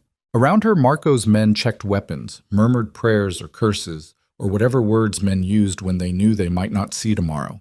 She wondered if Vincent's people always lived like this, on the edge of violence, one mistake from death. She wondered how Vincent had survived it for so long without losing himself completely. Except he had lost himself, piece by piece, year by year, until the only thing left was the empire and the loneliness and the desperate need for something real, until her. The earpiece crackled. We're in position, Marco whispered. South entrance is clear. Setting charges now. Vivian closed her eyes, centered herself. Thought about every terrible decision that had led her here. The bookstore, the wedding, the 4 years of slow erasure, the night she'd walked away, the moment she'd chosen Vincent. Charges set, Marco said. You're up. Walk slow. Keep them talking. We need 90 seconds to get to Vincent's location. 90 seconds. An eternity and an instant. Vivian stepped out of the shadows. The guards saw her immediately. Weapons came up. Voices shouted. She raised her hands, let the pistol dangle from one finger before dropping it to the pavement. I'm here for Leon, she called out. He's expecting me. One of the guards spoke into a radio, waited, then nodded. Inside. Hands where we can see them. They frisked her roughly, found the vest, made her remove it. Found the earpiece. Crushed it under a boot. Marco's voice cut off mid-sentence. She was alone. They pushed her through the warehouse entrance into a space that had been gutted and rebuilt into something else. Concrete floors, steel support beams, crates stacked to create corridors and rooms, a maze designed to disorient. And at the center, in a clearing lit by portable lights, Leon Corsaro waited. He was younger than Vivian expected. Mid-40s, handsome in a cold way, expensive suit that looked wrong in this industrial space. He sat in a chair like it was a throne, utterly relaxed. At his feet, on his knees with hands zip-tied behind his back, was Vincent. Blood matted his hair. His face was a mess of bruises. But his eyes, when they found hers, were alert, furious. He mouthed one word, run. Mrs. Vale. Leon smiled. Right on time. I appreciate punctuality. Vivian forced herself not to look at Vincent, not to show the horror clawing at her throat. You wanted to talk. I'm here. Let him go. Let him go. Leon laughed. You think that's how this works? You walk in, I release my prisoner, we all go home. You said, I said a lot of things. I say a lot of things. Words are cheap, Mrs. Vale. Actions matter. And the action I'm interested in is watching Vincent Vale realize that loving you was the mistake that finally destroyed him. Leon stood, moved closer to Vincent, pressed a gun to his temple. Vincent didn't flinch, just kept his eyes locked on Vivian. I could kill him right now, Leon said conversationally. Put a bullet in his brain and end 30 years of his empire building in 1 second. But where's the poetry in that? Where's the lesson? What lesson? Vivian's voice came out steadier than her racing heart.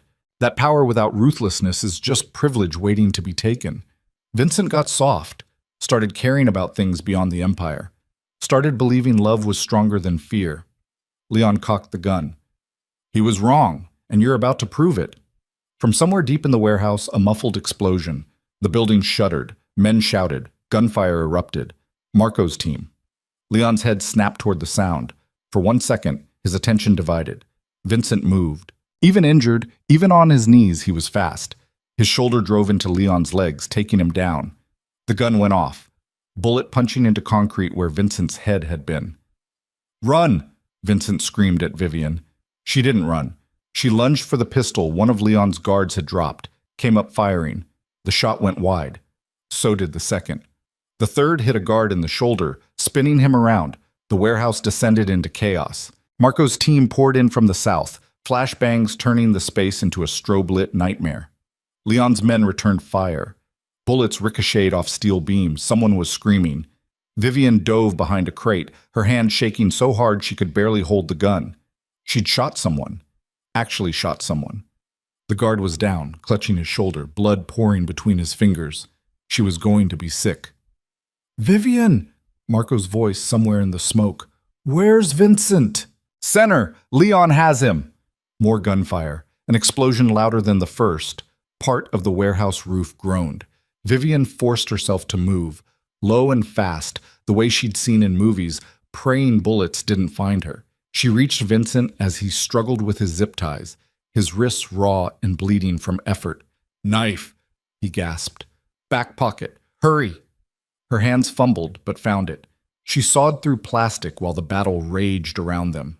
The moment he was free, Vincent grabbed her, pulled her down as bullets chewed through the crate above their heads. I told you not to come. When have I ever listened to you?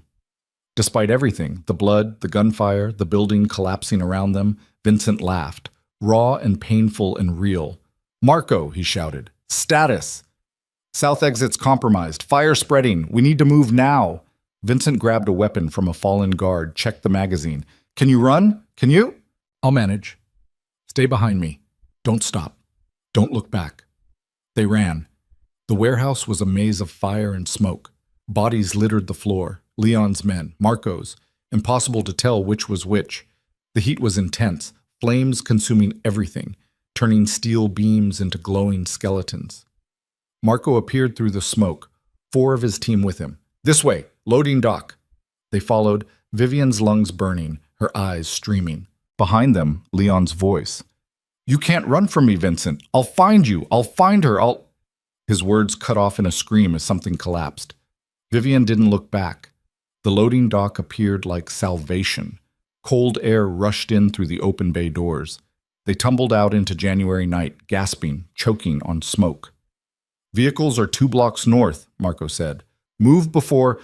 Gunfire from the warehouse entrance. Leon's remaining men pursuing despite the flames. Go! Vincent shoved Vivian toward Marco. Get her out! Not without you. That wasn't a request. More gunfire. Closer. A bullet whined past Vivian's ear, so close she felt the displacement of air. Vincent returned fire, covering their retreat. They made it to the vehicles, piled in. The driver floored it before the doors were fully closed. Through the rear window, Vivian watched Warehouse 7 burn. Flames reached toward the sky like accusing fingers. Emergency sirens wailed in the distance. And somewhere in that inferno, Leon Corsaro was either dead or hunting them through the smoke. Did we? Vivian couldn't finish the sentence.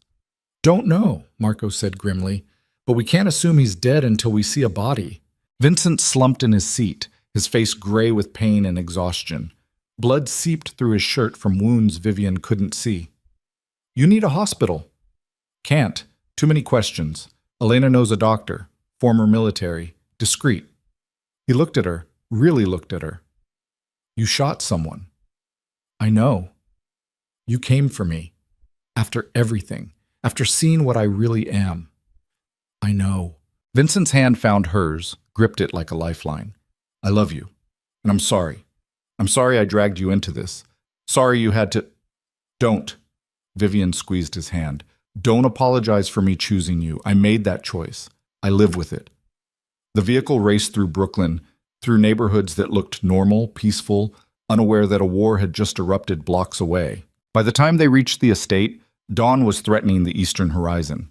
Elena waited at the entrance with a man Vivian didn't recognize, medical bag already open.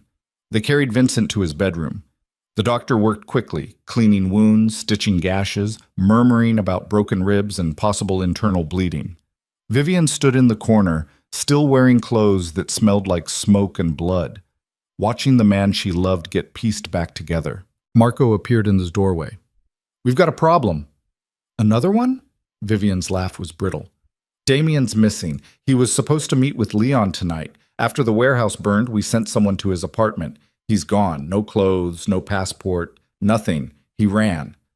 Vincent's eyes opened. Let him run. He's still talking to the feds. I said let him run. Vincent's voice was weak but absolute. My son made his choice. He chose revenge over family. Let him live with it. Wherever he goes, he'll know he destroyed himself for nothing. The doctor stepped back. That's all I can do here. He needs rest. Real rest. No stress? No. He looked around at the armed men, the atmosphere of barely controlled violence. Know whatever this is, or he won't make it to next week. Marco escorted the doctor out. Elena changed the bandages with practiced efficiency, then left Vivian alone with Vincent. She moved to the bed, sat carefully beside him. You should sleep. So should you. Neither of them moved. Outside, the sun crept above the horizon. Light spilled through windows onto a room that had seen too much pain, too much violence. Vincent's hand found hers again. It's not over. Leon's still out there. The FBI investigation is still moving forward. Damien's testimony is still... I know. We might lose everything. The empire, the estate, our freedom. I might end up in prison. You might... I know. Vincent fell silent. Then, why did you come for me? Really? You could have run. Taken the money I offered months ago.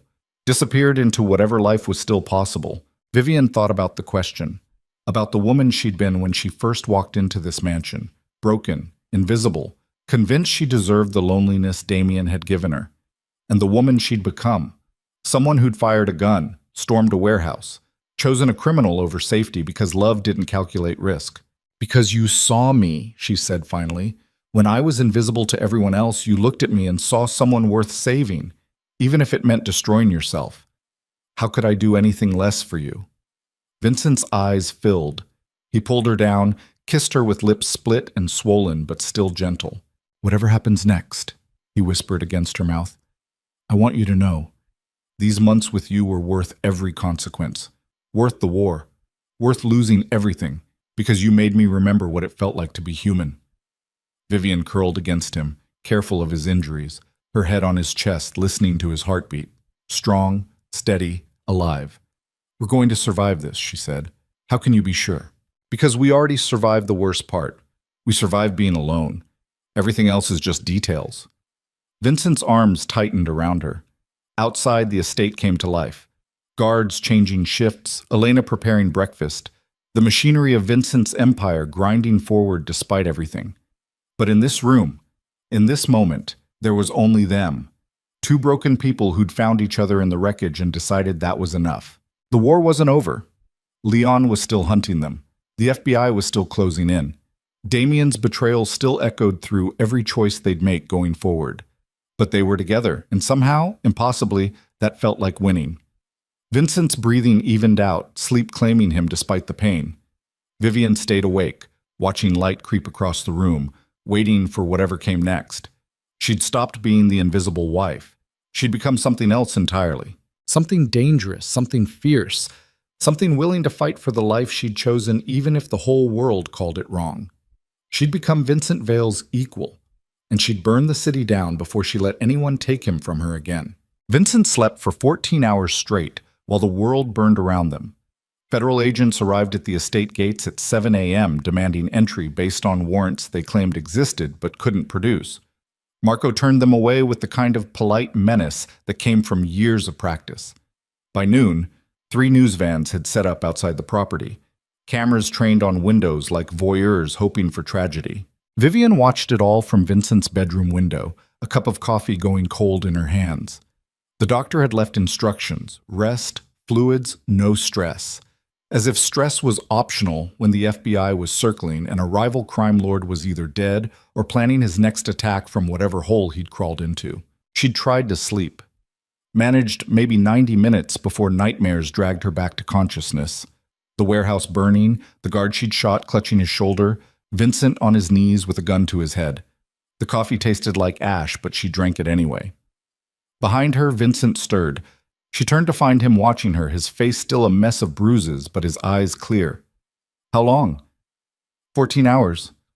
How do you feel? Like I got beaten half to death, and then dragged through a burning building. He tried to sit up, winced, fell back. So about normal. Despite everything, Vivian smiled. The doctor said you need rest. The doctor doesn't know my life. What's happening? She told him. The feds, the media, Marco holding the perimeter. No word on Leon.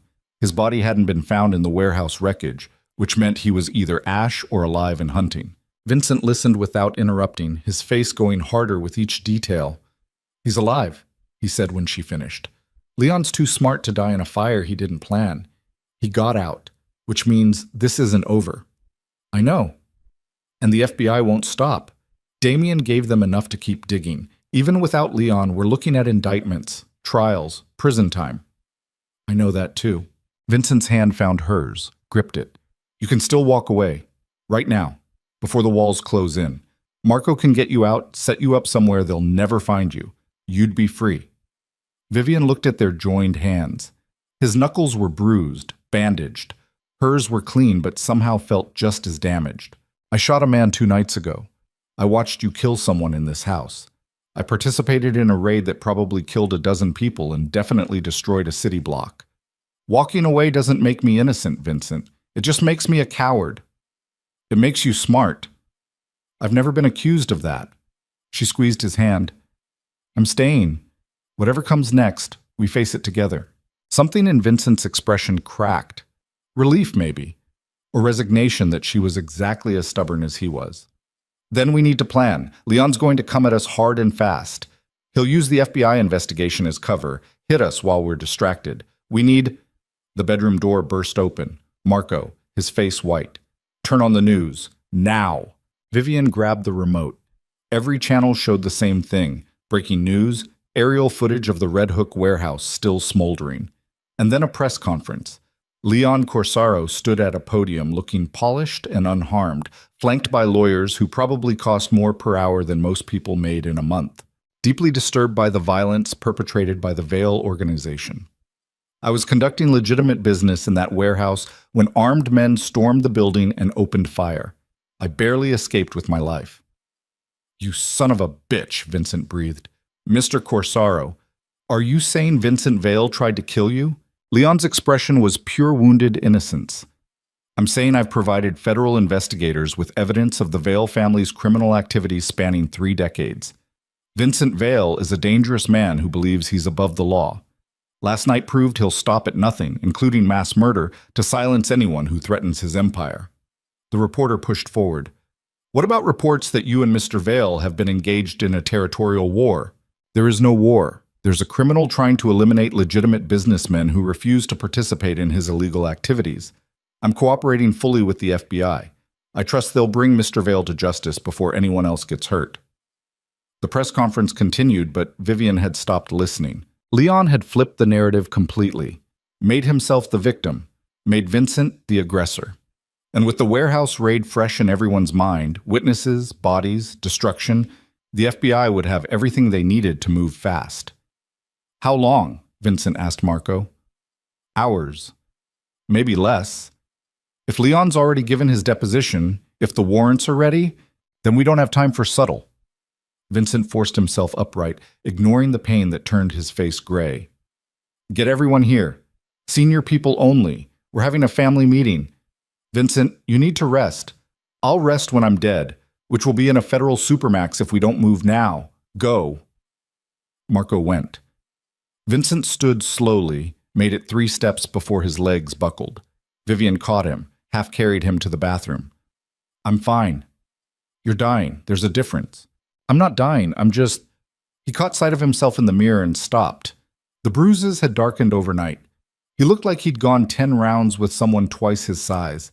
He looked breakable. I need to shower. Need to look like I'm in control when they get here. Vivian started the water, helped him out of bandages and clothes sticky with dried blood.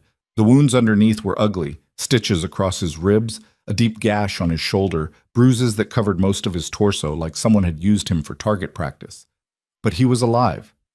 She helped him into the shower, steadied him when the hot water made him sway, washed blood and smoke from his hair with hands that shook slightly. This man had killed for her, had nearly died for her, had built his entire empire on violence and power and the ruthless elimination of threats. And she loved him anyway. Maybe that made her a monster too. Or maybe it just made her human. 20 minutes later, Vincent stood in front of his closet, dressed in a fresh suit, looking almost like himself again. The bruises were harder to hide, but he wore them like armor. How do I look? Like someone who should be in bed. So convincing enough. He turned to her. What I'm about to do, the people I'm bringing in, you need to understand that once you're in that room, there's no pretending you don't know what this family really is. You'll be complicit, legally, morally, every way that matters. I've been complicit since I stayed, since I chose you, since I pulled that trigger. Vincent cupped her face, kissed her gently. I don't deserve you. Probably not, but you're stuck with me anyway. They went downstairs together. The library had filled with men Vivian had never seen. Hard faces, expensive suits, the kind of people who made careers out of operating in shadows. They stood when Vincent entered, a gesture of respect that felt almost ceremonial. Marco closed the doors, posted guards outside. Vincent moved to the head of the table, Vivian beside him. The room went silent. Leon Corsaro is trying to destroy this family using the federal government as a weapon, Vincent said without preamble.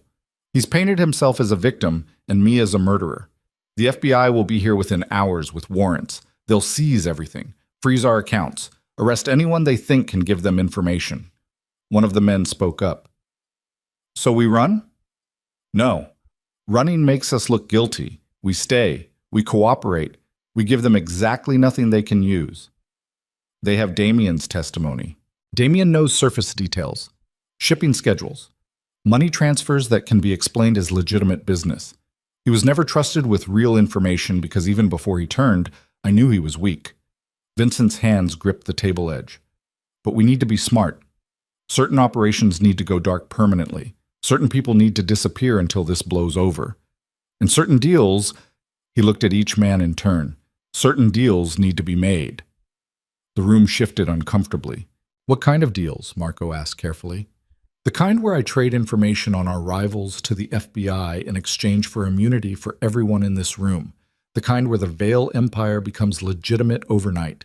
Every dirty dollar washed clean, every questionable operation shut down or sold off. The kind where we sacrifice the kingdom to save the people who built it. Silence crashed down like a wave. You're talking about turning, one of the older men said, his voice tight. Cooperating. I'm talking about surviving. Leon's already cooperating. Damien's been cooperating for months. If we don't get ahead of this, we all go down. But if we move first, if we give the FBI bigger fish to fry, they'll let us walk. Some of us, the ones who were never directly involved in violence, the ones who can claim they were just businessmen who didn't ask questions. Vincent's jaw tightened. I won't. I'm too dirty. I've made too many decisions that can't be explained away. But you, all of you, you can walk if you're willing to let me fall. Another silence, heavier this time. Marco stepped forward. No, we don't abandon you. That's not how this family works. It's exactly how it works if I order it. Vincent's voice went hard. I'm giving you an out. Take it. Let the empire die with me. Build something clean with whatever comes next. And what about you? Vincent glanced at Vivian. I'll figure something out. I always do. The meeting lasted 2 more hours. Plans were made. Assets were distributed. People were given instructions on where to go, what to say, how to disappear if necessary. By the time the room emptied, Vincent looked ready to collapse. But he stayed standing, walked Vivian back upstairs, collapsed on the bed fully dressed. That's it then, she said quietly. The empire ends. The empire ended the moment I chose you over power. This is just paperwork. Do you regret it? Vincent pulled her down beside him. I regret a lot of things. The people I've hurt, the lines I've crossed, the man I became in the name of survival. But choosing you? Never. Not for a second. Vivian rested her head on his chest, listened to his heartbeat. It seemed impossible that this man, this criminal, this killer, had become her entire world. But impossible things happened every day. The FBI arrived at 4 p.m. Vivian watched from the upstairs window as a convoy of black SUVs rolled through the gates. Agents emerged like ants, swarming across the property with warrants and weapons and the absolute certainty of people who believed they were on the right side of history. Vincent stood beside her, calm in a way that felt practiced. They'll want to search everything, question everyone, take me in for processing. I'm coming with you. No, you stay here. Answer their questions honestly. Tell them you're just the daughter-in-law. You didn't know what the family business really was. Play the innocent victim. I'm not leaving you. Vivian, I said I'm not leaving you, so either I come as your lawyer or your witness or your... She stopped. Your wife. Vincent turned to face her. We're not married. We could be. Right now. Before they take you. Marco can witness. It'll be legal enough. That would make you complicit in ways you can't take back. I don't want to take it back. I want... Her voice caught. I want to be yours. Legally. Officially. So when they drag you away, you know someone's fighting to bring you home. Vincent's eyes filled. He pulled her against him, kissed her like the world was ending. Maybe it was. Marco, he called. Marco appeared in the doorway, took one look at them and understood. You're serious. Find a judge, someone who owes us, someone who can make it legal, and do it in the next... Vincent checked his watch. 20 minutes. Marco grinned. I know just the guy. 17 minutes later, a retired judge who'd made a career of looking the other way arrived through the kitchen entrance. He looked nervous but determined. They stood in the library, Vincent and Vivian, Marco as witness, Elena watching from the doorway with tears streaming down her face. The vows were simple. No poetry. No promises they couldn't keep, just the legal minimum spoken quickly while federal agents searched the house around them. Do you, Vincent Michael Vale, take this woman? I do. And do you, Vivian Marie Hale, take this man? I do. Then by the power still technically vested in me, I pronounce you married. God help you both. Vincent slid a ring on her finger. His mother's, Elena whispered later, the one thing Maria had wanted him to keep. Then he kissed his wife while federal agents pounded on the library door. Mr. Vale, FBI, open up. Vincent pulled back, rested his forehead against Vivian's. Whatever happens, remember I love you. Remember you saved me in ways that have nothing to do with warehouses or bullets. You made me want to be better. Vincent... He stepped back, straightened his suit, and opened the door. 6 agents rushed in, weapons drawn. Vincent Vale, you're under arrest for racketeering, money laundering, conspiracy to commit murder. The charges kept coming. They cuffed him roughly, read him his rights. Vivian stood frozen, watching the man she'd just married get dragged away in handcuffs. One of the agents turned to her. Mrs. Vale? We have questions for you too. She lifted her chin. I want my lawyer present. That's your right. But you should know, cooperation now could save you a lot of trouble later. I'll take my chances with trouble. The interrogation lasted 6 hours. They tried everything. Threats, promises, playing good cop and cops who just seemed tired. Vivian told them the truth. She'd married Damien. The marriage failed. She'd left. Vincent had offered her protection during the divorce. She'd accepted. She didn't know what his business involved. She'd never asked. She was just trying to survive. It was mostly true. The lies lived in what she didn't say. They released her at midnight with instructions not to leave the state. Marco drove her back to the estate in silence. Inside, the house felt empty, ransacked, every drawer pulled out, every painting checked for safes, every floorboard tested for hollows. But the damage was surface level. The real treasures, Maria's garden, the library where she'd first kissed Vincent, the bedroom where they'd made love and promises, those remained untouched. Vivian climbed the stairs to Vincent's room, lay down in his bed, breathed in the scent of him still clinging to the pillows, and cried for the first time since this whole nightmare started. The trial took 11 months to assemble. Vincent was held without bail, flight risk, they said, given his resources. Vivian visited him every week in a federal detention center that looked like every movie prison she'd ever seen. They talked through glass, phones pressed to ears, 30 minutes that never felt like enough. He looked thinner each time, harder. The softness she'd found in him was being slowly ground away by concrete and isolation, but he never broke. How's the garden? He asked during one visit. Elena and I are keeping it alive. The orchids are blooming. Maria would have liked you, would have liked us. I wish I could have known her. You would have been friends, both of you too stubborn to know when to quit. Vivian's laugh came out wet. The trial starts in 2 weeks. I know. Vincent, if you cooperate, if you give them what they want. I did. I've been cooperating for months, trading information on every rival family from here to Boston.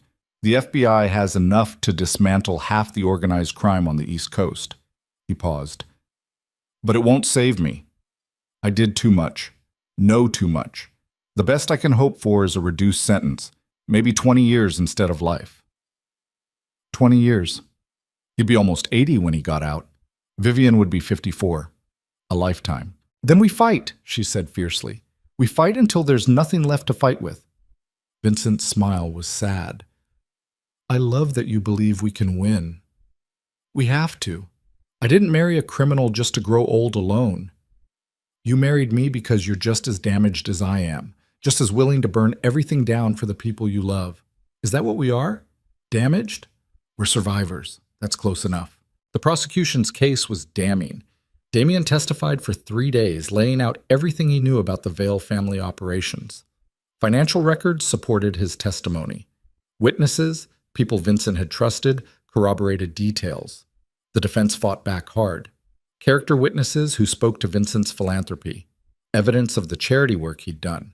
Arguments that much of what he was accused of was actually done by subordinates without his knowledge. It wasn't enough. The jury deliberated for 4 days. Vivian sat in the courtroom every single day, wearing the ring Vincent had given her, making sure he saw at least one friendly face in the crowd. When the verdict came back, she held her breath.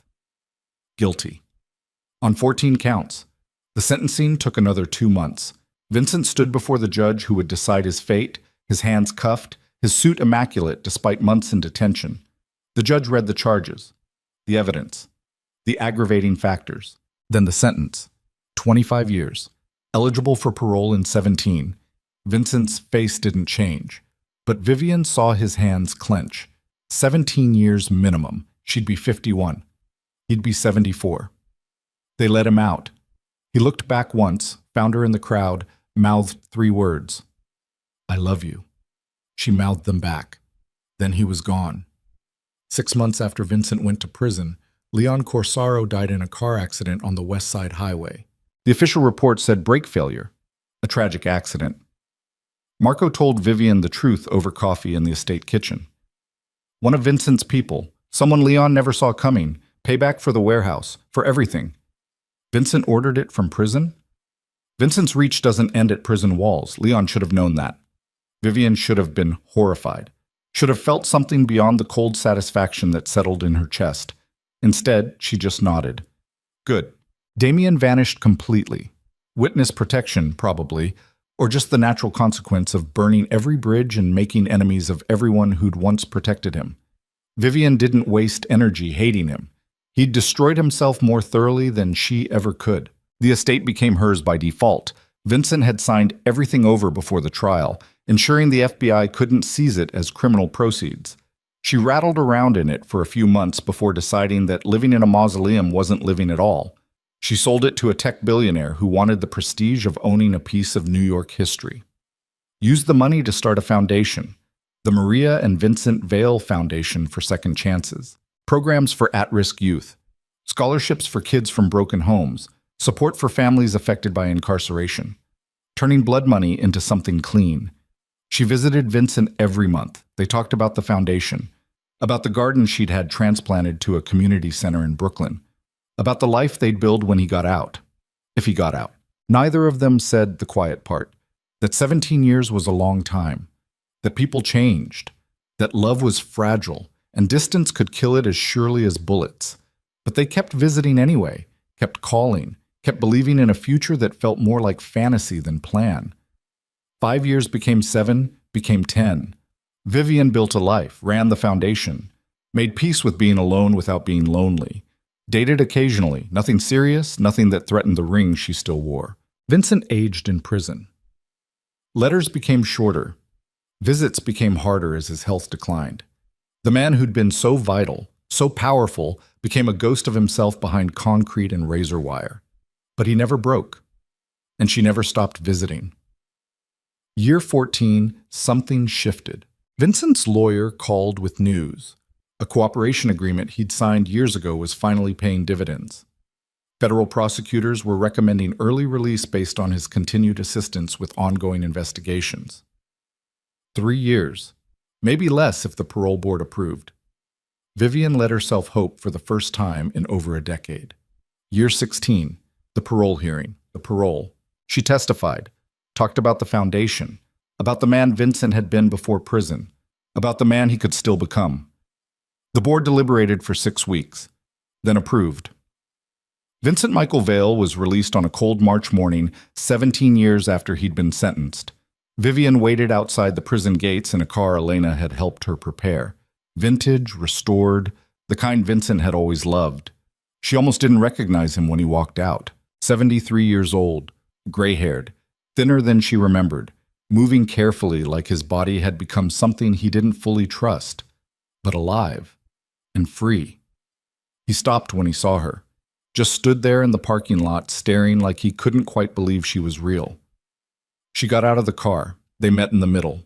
No words. Just his arms around her and 17 years of absence collapsing into one perfect moment. "You waited," he whispered into her hair. "Of course I waited. I'm your wife." Vincent pulled back to look at her. She was 51 now, older, lines around her eyes that hadn't been there before, gray threading through hair she'd stopped dyeing years ago. She was the most beautiful thing he'd ever seen. "I don't have an empire anymore. I don't have money or power or anything I used to give you." "Good. I never wanted those things. I just wanted you." They drove to Brooklyn, to the community center that had once been an empty warehouse. Inside, Maria's garden thrived under glass, orchids and roses, and life growing in a space that had been dead. Vincent stood in front of it and wept.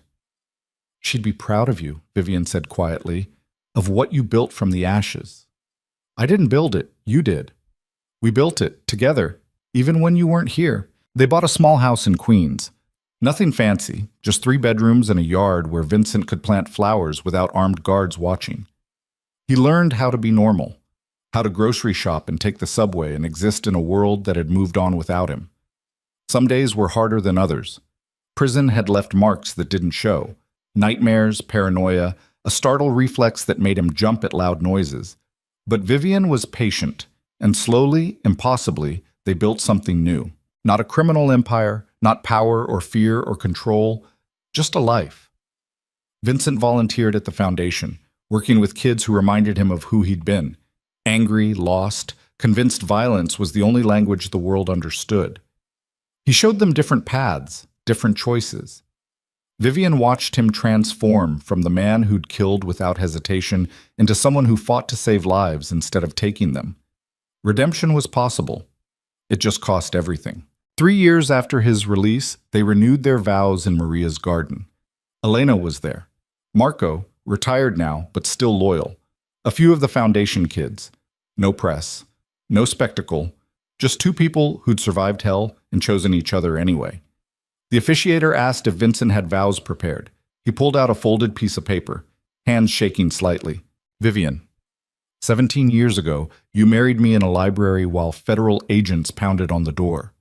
You promised to love a man who didn't deserve it, who'd never deserved anything good in his life, and then you spent nearly 2 decades proving that promise meant something.